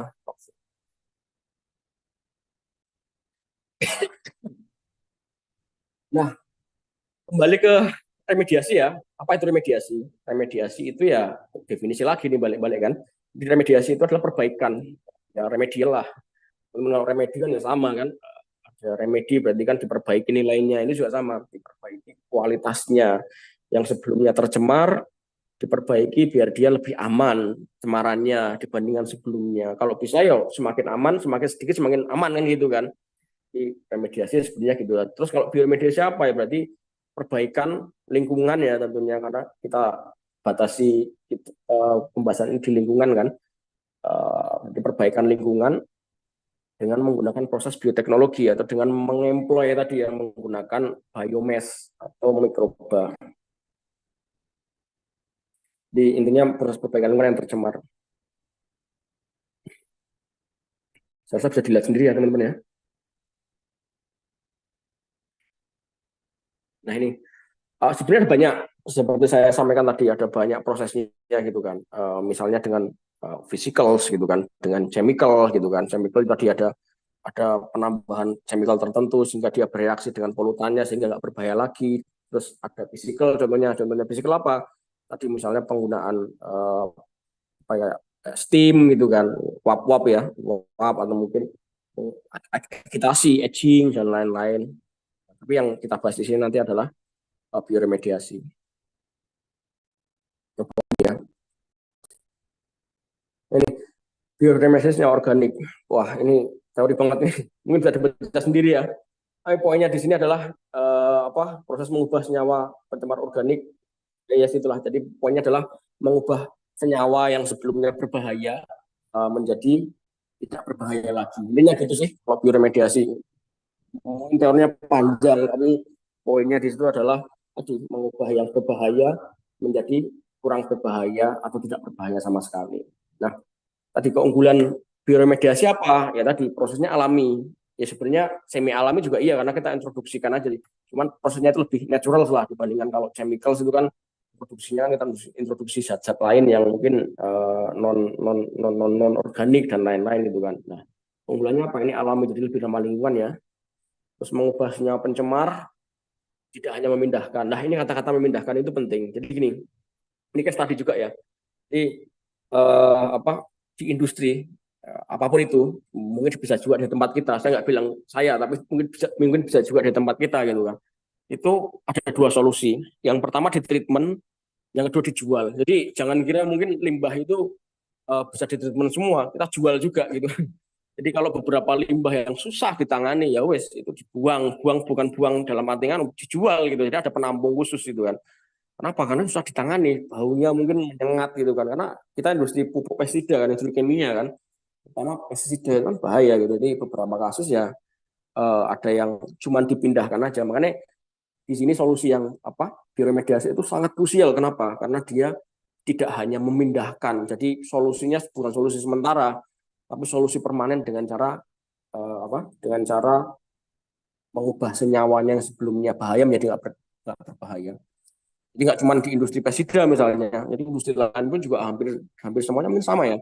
Jadi kalau nggak bisa ditangani in situ ya dia pindahkan dalam artian tetap ditangani di tempat lain atau kalau enggak ya itu sudah jadi limbah tampung di tempat lain gitu kan dijual, makanya istilahnya dijual. Dan beberapa kasus mungkin per liter limbahnya itu lebih mahal dibandingkan per liter produk yang dia jual gitu kan, sering gitu. Kenapa? Karena bisnis jual limbah itu juga potensi juga sebenarnya gitu kan. Karena tadi per liter limbah itu kadang juga lebih mahal dibandingkan per liter produk yang kita jual. Seperti itu. Kita ada biaya yang lebih murah dibandingkan cara yang lain, kecuali terutama cara memindahkan tadi ya, karena kita limbah itu juga dijual gitu kan, biar orang lain yang treatment gitu kan. Mungkin itu mungkin lebih murah lah dibandingkan dengan cara yang lain. Hasil akhir degradasi karbon dioksida ini khususnya yang tadi ya, yang hidrokarbon tadi kan, konten karbonnya tadi dipecah gitu kan menjadi CO2, air dan senyawa-senyawa sederhana lingkungan lain. Jadi hasilnya lebih ramah lingkungan. Kalau misalnya senyawa berbahaya kayak xenobiotik gimana? Apapun itu, xenobiotik juga dia kan dari petrochemicals kan. Di situ mungkin ada karbon sama hidrogen juga yang dipecah-pecah. Mungkin nggak sampai jadi air lah ya, nggak sampai jadi CO2, tapi dia sebelumnya yang molekul kompleks gitu kan dan berbahaya. Ketika dipecah-pecah jadi molekul lebih kecil, dia nggak jadi berbahaya lagi. Karena gitu. Ini alasannya ya pasti murah gitu kan. Kenapa? Karena dapat dilakukan in situ, mengurangi biaya. Mungkin bisa dibaca sendiri ya teman-teman ya. Dan mikroba ada yang alami, artinya ya di situ sudah ada mikrobanya sebenarnya. Kayak contohnya waktu itu pengalaman kami ya, saya sih sendiri waktu itu pas S1, seumuran teman-teman paling berapa tahun lalu itu udah lama gitu kan. Itu saya waktu itu masih ingat untuk menangani cemaran limbah Pertamina di Cilacap tadi, crude oil ya. Terus saya nyari berbagai macam sumber. Ada yang dari hutan tropis, ini kan asumsi kita kalau dari hutan tropis karena keragamannya kan tinggi ya, mikrobanya banyak itu kan. Cari di situ. Barangkali gitu kan ada yang potensial atau prospek gitu kan. Ada juga yang dari misalnya dari mana itu banyak kita kumpulkan sampel-sampel. Tapi ternyata nggak ada yang bagus gitu kan. Yang bagus malah justru kita ambil sampel tanah yang dari sampingnya lahan tercemar tadi. Karena mungkin dia udah sering ya, lahannya di situ kan ada tumpahan dan mungkin ada beberapa yang nggak selalu bisa ditreatment kan. Lahan-lahan di situ malah justru kita dapatnya dari situ yang powerful. Jadi kan artinya apa? Artinya ya alam melakukan seleksi gitu kan. Ya kan, alam melakukan seleksi dengan cara apa? Dengan cara ya mikroba-mikroba di situ mungkin ya sering berjalannya waktu hanya mikroba tertentu yang bisa hidup di situ, yang bisa mengonsumsi. Karena kan kalau ada minyak bumi susah dia nutrisinya kan. Yang hanya bisa mengonsumsi minyak bumi tadi yang tumbuh di situ. Malah justru yang di dekat lahannya itu, jadi kita sebenarnya nggak usah nyari kemana-mana, sampingnya aja udah dapat gitu kan. Seperti itu. Jadi ada beberapa prinsip yang ngapain kita introduksikan kalau di situ udah ada ya tambahin nutrisinya aja gitu kan. Kira-kira gitu. Pelaku utamanya ada bakteria, ada fungi, cyanobacter gitu kan. Ada tanaman, fitoremediasi, tapi tanaman biasanya cuma biosorpsi dia nggak degradasi ya. Jadi ya, ada istilahnya gitu. Penanaman bioremediasi tadi ada ya di situs-situs yang susah dijangkau. Misalnya apa? Misalnya tambang gitu kan, itu kan susah itu kan bekas tambang itu kan. Lingkungan di bawah permukaan tanah ya kan gitu kalau misalnya di pupuk dan lain-lain. Air berminyak itu gimana, kalau teman-teman tahu tumpahan minyak itu pekat banget itu kan, gimana nanganinya kan. Kalau nggak diremediasi susah dia. Limbah nuklir seperti saya bilang tadi gitu kan, limbah radioaktif itu kalau kita mengandalkan cuma chemical sama physical susah minyak kita mungkin nggak bisa waktu itu sampai kita keluarin dana banyak gitu kan, tapi justru malah mungkin MM-an ya, tapi justru dengan mikroba yang paling biayanya puluhan juta itu maksud itu solve gitu kan, jauh banget gitu kan, apa cost comparison-nya gitu kan, ilmu yang dibutuhkan, ilmu tanah, rekayasa bioproses. Jadi apalagi di sini karena kita bioproses kita penting, jadi bioproses itu adalah ilmu yang apa ya, yang mempelajari tentang di pertumbuhan mikrobanya. Nah, kalau misalnya kita tahu mikrobanya itu butuh nutrisi apa, butuh suhu berapa, pH berapa, sehingga dia dapat dikembangkan dapat hidup lebih maksimal, berarti otomatis dia dapat meremediasi lebih maksimal kan. Mikrobiologi, botani. Nah, botani tadi ya, karena ada phytoremediation kan. Mikrobiologi jelas, hampir semua bioremediation pasti menggunakan mikroba. Keuntungannya juga teman-teman bisa lihat sendiri kan, jadi apa salah satunya ini kan teman-teman pada sini. Tapi poinnya di sini adalah kenapa mikroba, karena ya tadi kita bisa ngesuasi dari manapun lebih murah gitu kan, mikroba itu, dan tetap banyak juga lebih cepat gitu kan, lebih cepat diperbanyak, kosnya lebih sedikit gitu kan. Itulah kenapa kita pakai microbes. Dan yang paling penting adalah jalur metabolisme dan aktivitas hidupnya dapat dimuatkan untuk mendegradasi ya. Jadi dia misalnya tadi bisa menghasilkan enzim atau metabolit yang bisa memecah rantai karbon misalnya gitu kan. Kalau hidrokarbon, jadi sebelumnya susah larut menjadi larut sempurna dan mungkin nggak toksik lagi. Jadi mikroba lain itu bisa memanfaatkannya gitu kan. Itu yang pentingnya di situ. Jadi sebelumnya karena dia crude oil ya, rantai karbonnya kompleks, nggak bisa mikroba lain memanfaatkan. Tapi ketika dia dipecah, pecah jadi kecil-kecil, larut air itu. Jadi larut air sempurna, terus dia nggak bau lagi, nggak toksik, nggak panas lagi, nggak toksik lagi, sehingga mikroba-mikroba lain bisa bisa bisa memecahnya lagi gitu kan. Jadi yang kecil tadi menjadi kecil lagi, menjadi misalnya menjadi sumber gula untuk mikroba lain juga. Jadi akhirnya ekosistemnya terbentuk. Ini pertimbangan kimia dan mikrobiologis. Ya tadi pengalaman yang dapat dijelaskan secara biologis, ada beberapa yang dapat ya, ada beberapa yang enggak. Jadi contohnya hidrokarbon itu gampang itu kan, yang susah ya ketika rantai-rantainya lebih lebih apa lebih lebih besar lagi, aromatik itu juga lebih susah. Contohnya bisa dibaca sendiri ya teman-teman ya. Jadi contohnya senyawa ini, jadi di sini yang paling mudah gitu kan, contohnya petroleum gitu kan, itu mudah didegradasi. Yang susah gitu kan, sulit ini contohnya apa? Chlorine tadi ya, chlorinated compound, sama xenobiotik tadi ya, herbisida, pestisida, susah kalau ini. Yang nggak bisa ya, tadi dioksin ini susah, mungkin nggak bisa ya kan, di ya kan racun dia kan. Belum ditemukan aja sih mungkin sih. PCB ya berbahaya. Nah, prinsip bioremediasi seperti apa? Jadi inti dari bioremediasi itu sebenarnya kita deploy microbes ya. Karena bio tadi kan, bio berarti kan makhluk hidup ya. Kalau makhluk hidup apa yang kita gunakan? Ya pastinya mikrobia kan. Apalagi kan gitu kan selain mikrobia yang bisa kita gunakan. Jadi kita menggunakan mikroorganisme atau mikroba, mikrobanya tadi itu digunakan diharapkan bisa menghasilkan metabolit sehingga metabolitnya tadi bisa memecah molekul-molekul berbahaya tadi. Ada juga yang mikroba itu tuh sifatnya tadi bioaccumulation, jadi mengabsorpsi ya, mengabsorpsi pencemar sehingga dia bisa nggak ke dalam biomasnya dia sehingga dia nggak tersedia lagi. Karena prinsipnya itu dua, satunya memecah, satunya lagi itu tetap ada nggak apa-apa, tapi nggak tersedia kan nggak masalah kalau misalnya nggak tersedia. Jadi ada di situ, tapi karena terakumulasi dari biomas ke dalam biomasa mikroba, berarti kan kita nggak kontak langsung atau mikroba lain nggak kontak langsung kan sehingga nggak berbahaya. Jadi satunya lagi sorption ya, absorpsi sehingga nggak berbahaya. Kalau di sini kebetulan kita fokus di metabolisme, berarti dia menghasilkan metabolit yang dapat tadi mendegradasi. Tapi overall proses itu tetap membutuhkan nutrien ya, oksigen sama air.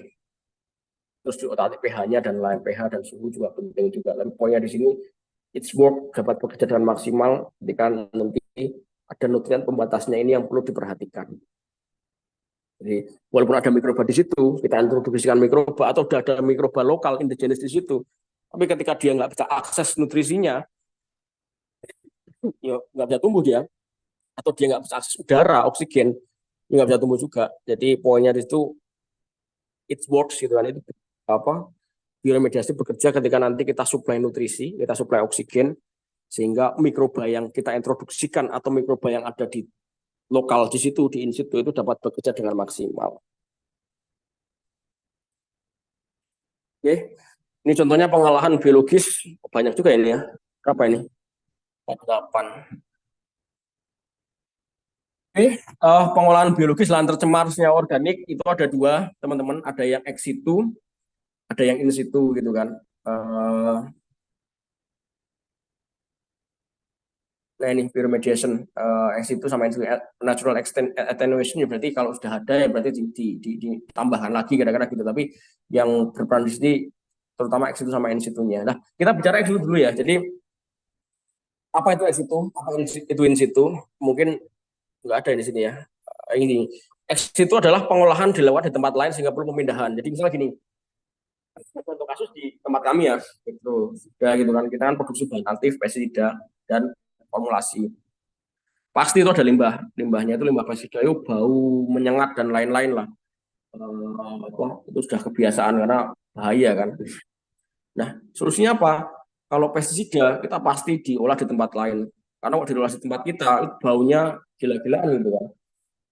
Masyarakat sekitar karena kita di Gresik gitu kan, kita industri Gresik. Gresik itu kan kota padat penduduk kan, sama kayak kota satelit lain di Jakarta. Ibaratnya Gresik itu Bekasinya Jakarta yang itu kan. Jadi kota padat penduduk, Jabodetabeknya Jakarta kan, dia nggak mungkin kita apa olah di situ, baunya, limbahnya dan lain nanti berkontak langsung dengan lingkungan sekitar malah bahaya. Jadi solusinya apa? Ex itu. Jadi ya kita pindahkan ke tempat lain yang jarang penduduk misalnya gitu kan, sehingga di treatment di situ ya. Tapi kelemahannya apa ya? Nambah kos pastinya kan karena nyewa lahan lain, mindahin dan lain-lain. Cuman keuntungannya itu tadi karena bukan keuntungan sih, ya tadi karena emang faktor pembatasnya adalah tempatnya yang emang nggak bisa kan digarap di situ gitu kan. Jadi seperti itu. Ex situ itu adalah memindahkan limbahnya ke tempat lain baru ditreatment di tempat lain itu tadi. Nah kalau in situ apa? In situ itu biasanya dilakukan di tempat di tanpa pemindahan. Contohnya apa? Tambang. Kalau tambang itu kan yo dia bekas tambang ya direklamasi di situnya gitu kan, nggak dipindahkan lagi, nambah kos lagi gitu kan. Jadi di tempat itu juga dia ini di remediasinya gitu kan. Kira-kira seperti itu. Poinnya satunya dipindahkan, satunya enggak gitu aja ngapalinnya. Tadi kembali ke tadi. Jadi kalau X itu sendiri itu ada dua, land farming sama exit reaktor. Jadi land farming itu di jereng bahasa Indonesia apa ya? Di di jereng itu ada yang bahasa Indonesia apa? Disebar, nah disebar ke permukaan gitu kan, melebar gitu kan. Kalau exit reaktor ya mungkin dibikin reaktor ya, reaktor khusus lah untuk treatment itu tadi. tapi di luar set, maksudnya ya tadi karena ex situ tadi kan, di luar di luar awalnya, di luar cemaran awalnya. Itu ex situ ini contohnya teman minyak ya ini ya. Teman minyak ini kan ada yang apa di tadi ya land farming tadi ya, kan land farming ya. Terus exit reaktor ya di reaktor gitu kan. Ada yang ditumpuk, jadi ada yang dijereng atau apa dijereng di tadi disebar ya ke permukaan, ada yang ditumpuk biofile namanya itu ditumpuk. Pokoknya seperti itu. Nanti ada lapisan tanahnya, ada lain-lain. Lisit itu biasanya tadi limbah yang dikeluarkan. Ini singkat aja ya, kalau teknis nggak habis waktunya. Oke, terus ex situ itu pengolahan tanah setempat secara ex situ. Jadi slurry phase. Jadi di sini pakai tadi reaktor ya, ini kan excite reaktor. Pakai slurry phase. Jadi slurry kan cair ya, terutama yang cair ini ya. Jadi slurry kan ya, cairan gitu kan. Entahlah kira-kira gitu.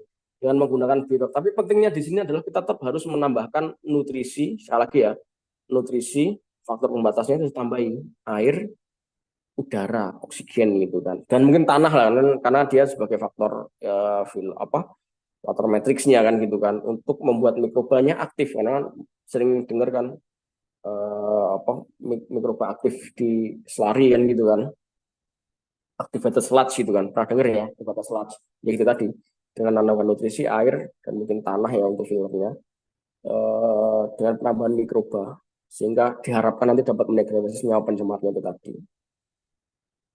Ini contoh yang slurry phase tadi yang bioreaktor, ditambah deponya di sini ada udara ya ini ya, ada udara. Pengaduk penting karena tambahin udara aja kalau misalnya dia nggak diaduk kan nggak rata kan, jadi mungkin nggak bakal maksimal juga lah. Di sini state of the art-nya itu adalah cairan terkontaminasinya diinjek dengan nutrisi. Di ibaratnya cairan kontaminasinya sebagai medianya, makanannya mikrobanya tadi gitu kan. Contohnya mikroba, contohnya tadi minyak minyak ini ya, crude oil ya, itu kan sumber karbon. Berarti mikrobanya tadi ya makan minyaknya tadi sebagai sumber karbonnya dia. Sumber karbonnya dia dari minyaknya tadi. Nah, mungkin tapi nutriennya pastinya kan dia nggak ada gulanya dong. Karena diharapkan nanti sumber karbonnya hanya dari ininya, dari minyaknya. Jadi nutriennya mungkin sumber yang lain yang dibutuhkan kayak sumber P, sumber K, sumber S gitu aja. Tapi sumber C-nya dia nggak kasih. Nggak dikasih gula, nggak dikasih apa. Karena sumber C-nya diharapkan yang dari kontaminasinya tadi.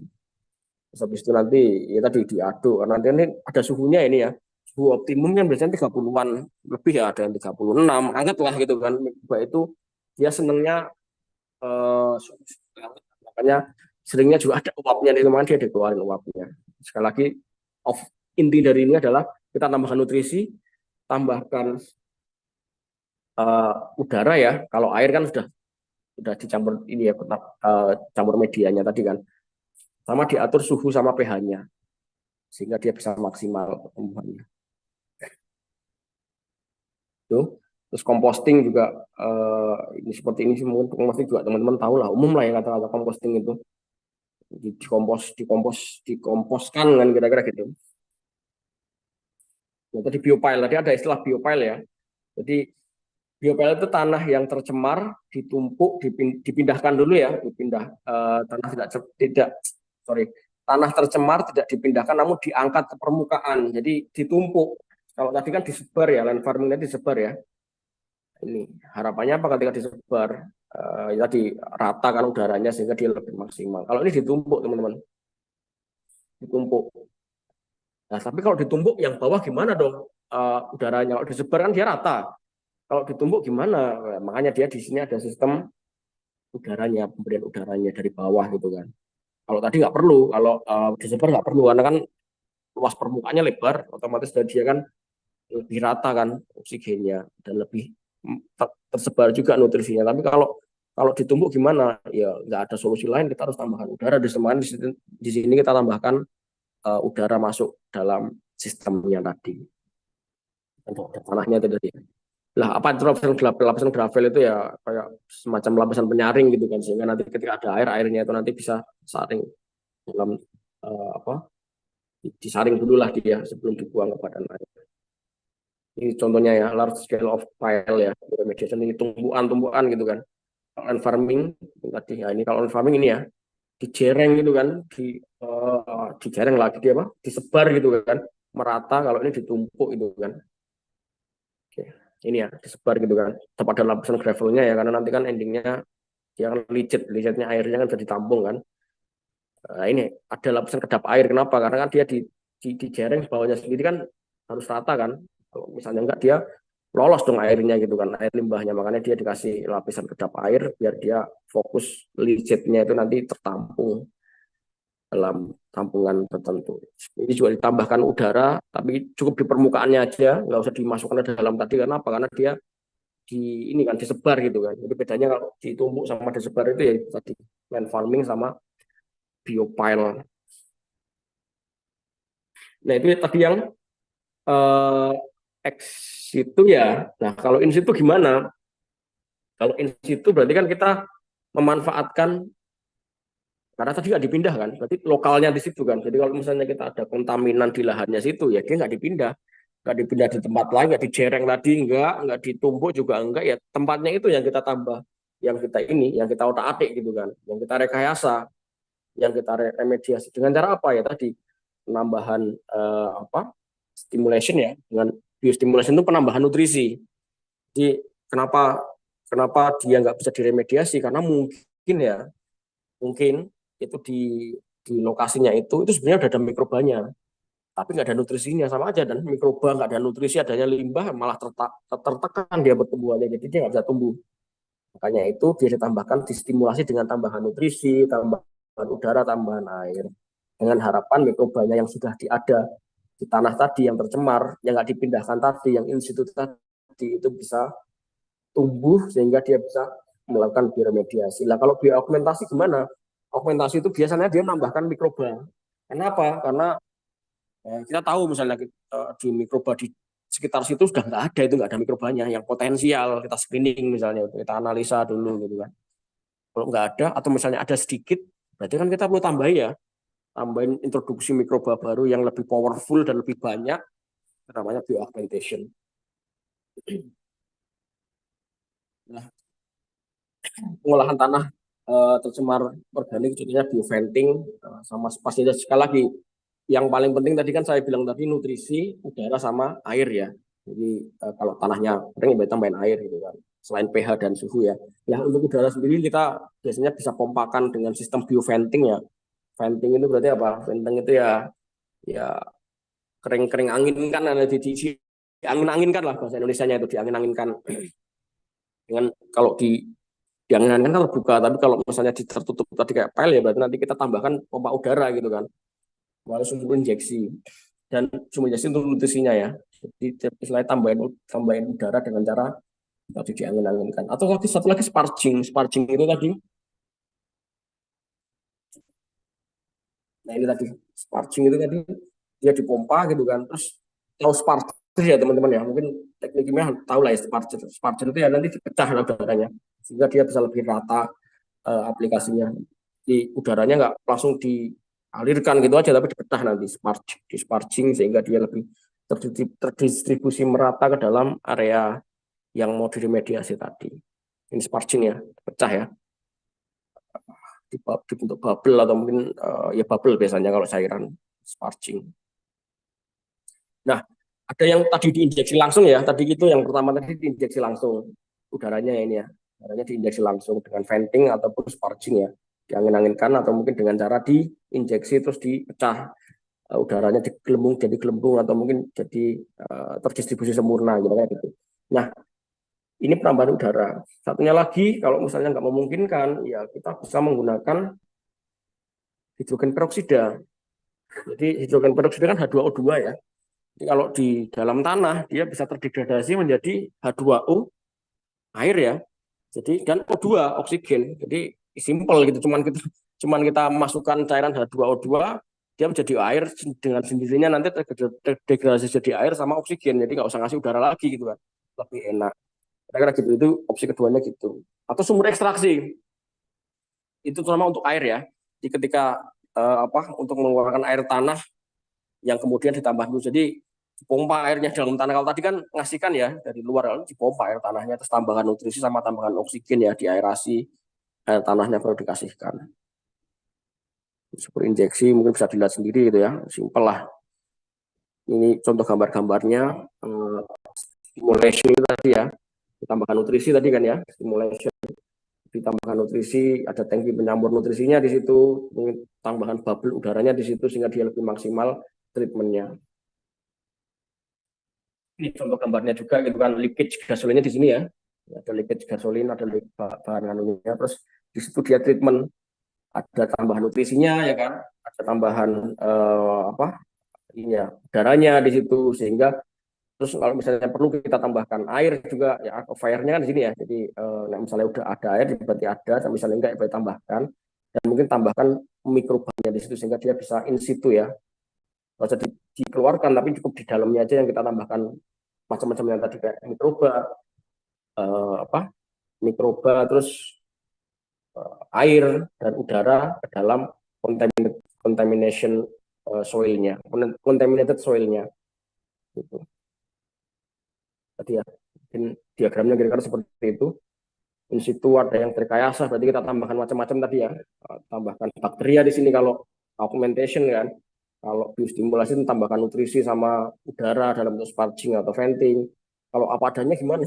Kalau apa adanya biarkan aja gitu. Mungkin butuh puluhan tahun, dia otomatis harapannya mikroba lokal nanti atau mungkin mikroba yang bermutasi nanti bisa menyelesaikan masalahnya sendiri. Tapi pasti butuh waktu lama gitu kan. Kalau terekayasa kan bisa lebih cepat gitu kan. Kalau X itu tadi gitu ya, plant farming sama bioreaktor, biopile sama bioreaktor ini ya. Mungkin ini yang garis besarnya seperti itu. Optimasi bioremediasi lahan tercemar gitu kan, untuk mengoptimalkan teori lah ini ya. Ini bisa dibaca sendiri gitu kan. Tapi poinnya di sini sekali lagi poinnya. Jadi apapun itu bioremediasi apapun lainnya, karena kita employ ya, yang kita suruh jadi pekerjanya adalah mikroba, dan mikroba adalah makhluk hidup. Makanya poin dari semua itu saya tekankan lagi adalah keterjaminan ya, adanya air, adanya udara atau oksigen, dan adanya nutrisi. Serta dijaga kondisinya, misalnya suhunya tepat gitu kan, atau mungkin pH-nya juga tepat. Karena beberapa bakteri dia nggak cocok dengan pH-pH yang harus gitu kan. Ini oksigen tadi, ini pH moderat ya. Kalau saya di angka ini gitu kan. Kalau pH-nya asam berapa? 3, mati dia kan. Kita adjust dulu, misalnya tambahkan kapur basah gitu kan. Biar dia pH-nya netral dulu. Ini tambahan kapur kalau asam gitu kan. Begitupun juga kalau misalnya basic, ya tambahkan asidnya biar dia netral. Karena mikroba ya rewel, namanya juga mikroba makhluk hidup kan. Nggak sesuai nggak hidup dia. Begitupun juga suhu. Suhu optimal ya sekitar ya itu kalau di luar Indonesia -10 ya, tapi kalau di Indonesia paling ya sekitar 15 lah ya, 15 sampai 40 gitu kan. Kalau panasan gimana? Mati dia, nggak tumbuh gitu kan. Mungkin dorman iya, tapi nggak tumbuh pasti gitu kan. Bukan mati, sorry. Dorman iya, tapi mungkin nggak tumbuh pasti gitu kan. Ya, ada mikrobanya tapi nggak tumbuh kan sama aja. Otomatis di otak itu suhunya didinginkan misalnya gitu kan. Atau mungkin kalau di dataran tinggi yang panas, yang dingin dipanaskan gitu kan, sehingga terjaga. Kalau ditutupi terpal gitu biar dia hangat kan bisa kan. Kalau kompos kan gitu ya, ditutupi terpal biar dia hangat, biar nggak kedinginan, suhunya optimum. Tujuannya apa ya? Tadi ngontrol suhu gitu kan. Contohnya tambang kompos gitu kan, biasanya gitu. Di suhu sama pH itu penting. Kompos juga sama. Kalau terlalu asam biasanya apa, tambahin ini ya, kapur ya, buat meningkatkan basanya. Yang murah-murah kira-kira banyak lah solusinya. Tapi poinnya sekali lagi itu adalah ketersediaan oksigen, udara, ketersediaan nutrisi, air, sama faktor lingkungannya yang tepat. Itu baru bisa mengatasi atau mungkin melakukan proses bioremediasi. Ini contohnya yang tercemar senyawa organik, penambahan enzim, enzim juga berperan gini. Beberapa kasus ya, contohnya beberapa kasus itu karena tadi mikroba kan rewel dia, butuh makanan dan lain-lain ya. Kalau misalnya kita nggak bisa ngasih mikroba ya kita kasih enzimnya aja. Kan mikroba menghasilkan enzim. Harapannya ketika kita kasih mikroba, mikrobanya berkembang biak banyak, harapannya juga dia menghasilkan enzim banyak sehingga bisa melakukan remediasi kan gitu. Tapi kalau mikrobanya rewel nggak bisa berkembang, suhunya nggak pas, setelah dihitung-hitung secara industrial gitu kan, suhunya nggak pas, misalnya kita tambahkan heater mahal gitu kan, atau mungkin tambahkan chemical tertentu untuk menaikkan pH, atau nutrisinya misalnya dia rewel, nggak cuma butuh nutrisi tertentu tapi butuh nutrisi yang susah didapat, ya setelah dihitung-hitung, nah ngapain kita tambahkan mikroba, tambahkan enzimnya aja kan gitu. Jadi metabolitnya aja yang kita tambahin, dan penambahan surfaktan juga penting, seperti kasus tadi ya, seperti kasus apa apa namanya tadi, deterjen tadi ya, surfaktan juga penting. Kenapa? Karena beberapa tadi ya kan, kalau surfaktan kan menurunkan tegangan permukaan gitu kan. Beberapa itu kayak emulsifier dan lain-lain itu kan, kalau minyak kalau kena air kan nggak bisa nyatu gitu kan, susah gitu kan. Jadi pasti susah, padahal tadi kan butuh air ya teman-teman. Makanya tambahkan surfaktan biar dia lebih lebih memudahkan proses penyatuan tadi, sehingga dia lebih gampang didegradasi. Jadi ini kayak semacam intermediate-nya lah, membantu mempercepat proses remediasinya. Nah, tadi kan kita bicara keunggulan ya. Sekarang gantian ini. Udah 12.30 ya. Ini. Oke, mungkin saya percepat ya. Yang kelemahan perlakuan biologis ini tadi kadang-kadang tidak efektif gitu kan. Ya karena dia rewel tadi, terus butuh waktu lama juga, ya kan. Kadang kalau in situ, treatment in situ, dia butuh waktu sampai 1 sampai 6 tahun. Kalau misalnya dia tergantung ya, kalau kita kasih nutrisi banyak, tapi kan juga mahal juga pasti. Kita tambahkan mikroba lebih cepat, tapi kalau apa adanya ya mungkin butuh waktu lama, makanya kan ringnya segitu kira-kira. Kalau ex itu dia lebih cepat, kenapa? Kan dipindahkan ya, dan dikondisikan, sehingga dia mungkin butuh waktu hanya separuhnya, mungkin sepersepuluhnya bahkan kan gitu kan. Kenapa? Karena dia dipindahkan dan dikasih treatment khusus lah. Oke, saya sudah ini cukup. Nah ini apa ini? Jadi gini, ini mungkin penekanan di luar apa, di luar ini ya, di luar teori gitu kan. Jadi mungkin kalau sains das ya, jadi ya, apa yang ilmu pengetahuan atau sains ya itu lihat gitu kan. Kalau bioteknologi itu ya cuman tadi kayak kita bahas di mata kuliah ini gitu kan. Bioteknologi itu ya ada yang untuk heal gitu kan, ada yang untuk feed gitu kan, ada yang untuk fuel, atau mungkin apa, untuk fuel bahan bakar gitu kan. Ada juga untuk environment, untuk lingkungan, ada yang untuk pertanian, ya cuma gitu aja lihatnya gitu kan. Tapi di balik itu sebenarnya teman-teman, mungkin teman-teman kan orang teknik ya, mungkin lihatnya bukan lihat itunya, tapi lihatnya adalah kita masukkan input apa. Contohnya tadi ya, biomasanya, terus kita kasihkan apa, nutrisinya, kita masukkan udaranya, terus diolah menjadi produk. Kalau produk berarti ya limbahnya yang bisa diatasi gitu kan, atau menjadi by productnya yang bisa dijual lagi, dan itu terus diimprove gitu, yang bisa teman-teman lihat gitu kan. Tapi sebagai industri secara menyeluruh, kalau kita nggak cuma boleh lihat itunya, jadi kita lihatnya ya cost sama time gitu kan.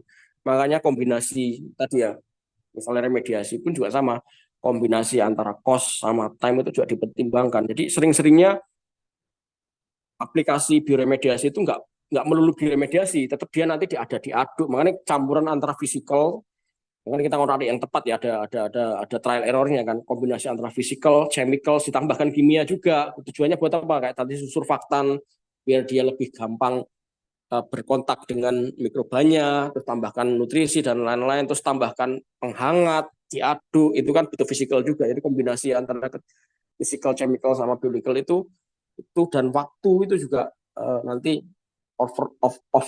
overall itu juga nanti kita perhitungkan, sehingga harapannya apa, reduction cost atau menghasilkan duit tadinya cuan kan gitu kan kalau industri, atau mungkin cut cost gitu kan. Jadi ini mungkin insight aja, jadi holistiknya biar teman-teman paham lah bahwa biotek itu nggak hanya tentang untuk tanaman, untuk lingkungan, atau menghasilkan produk tertentu kalau misalnya dari si engineer, tapi dari si industri, dari si investor. Jadi kita lihatnya adalah reduction cost di sini, mungkin generate revenue.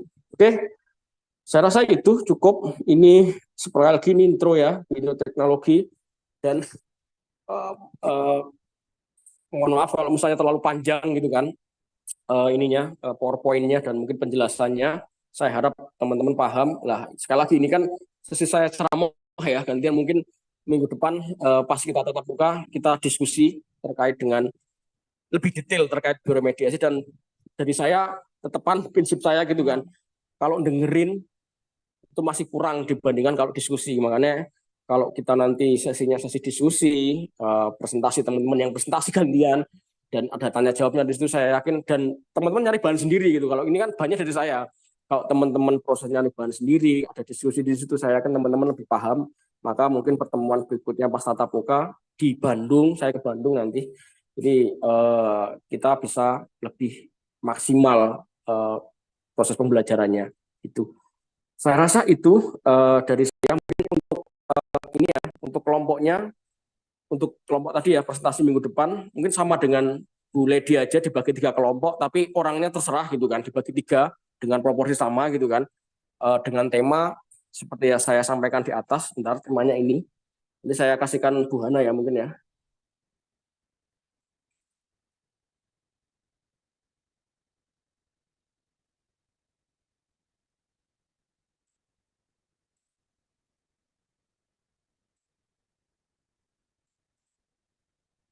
Nah ini mungkin kita bagi aja nanti 3 mungkin, chlorinated compounds, xenobiotik, sama hidrokarbon. Nanti saya japri personal ke Mbak Hana, mungkin biar dibagi kelompoknya.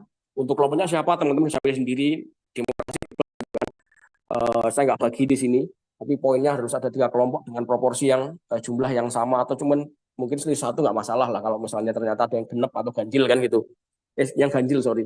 Jadi nanti dibagi 3 kelompok untuk materinya, mungkin nanti yang 1 hidrokarbon, 1 chlorinated compound, sama xenobiotik. Karena kan yang metal sudah ya kemarin ya. Harusnya kan yang uh, metal sudah di Bu Lady ya kemarin ya, leaching ya. Leaching kan banyak metalnya itu kan.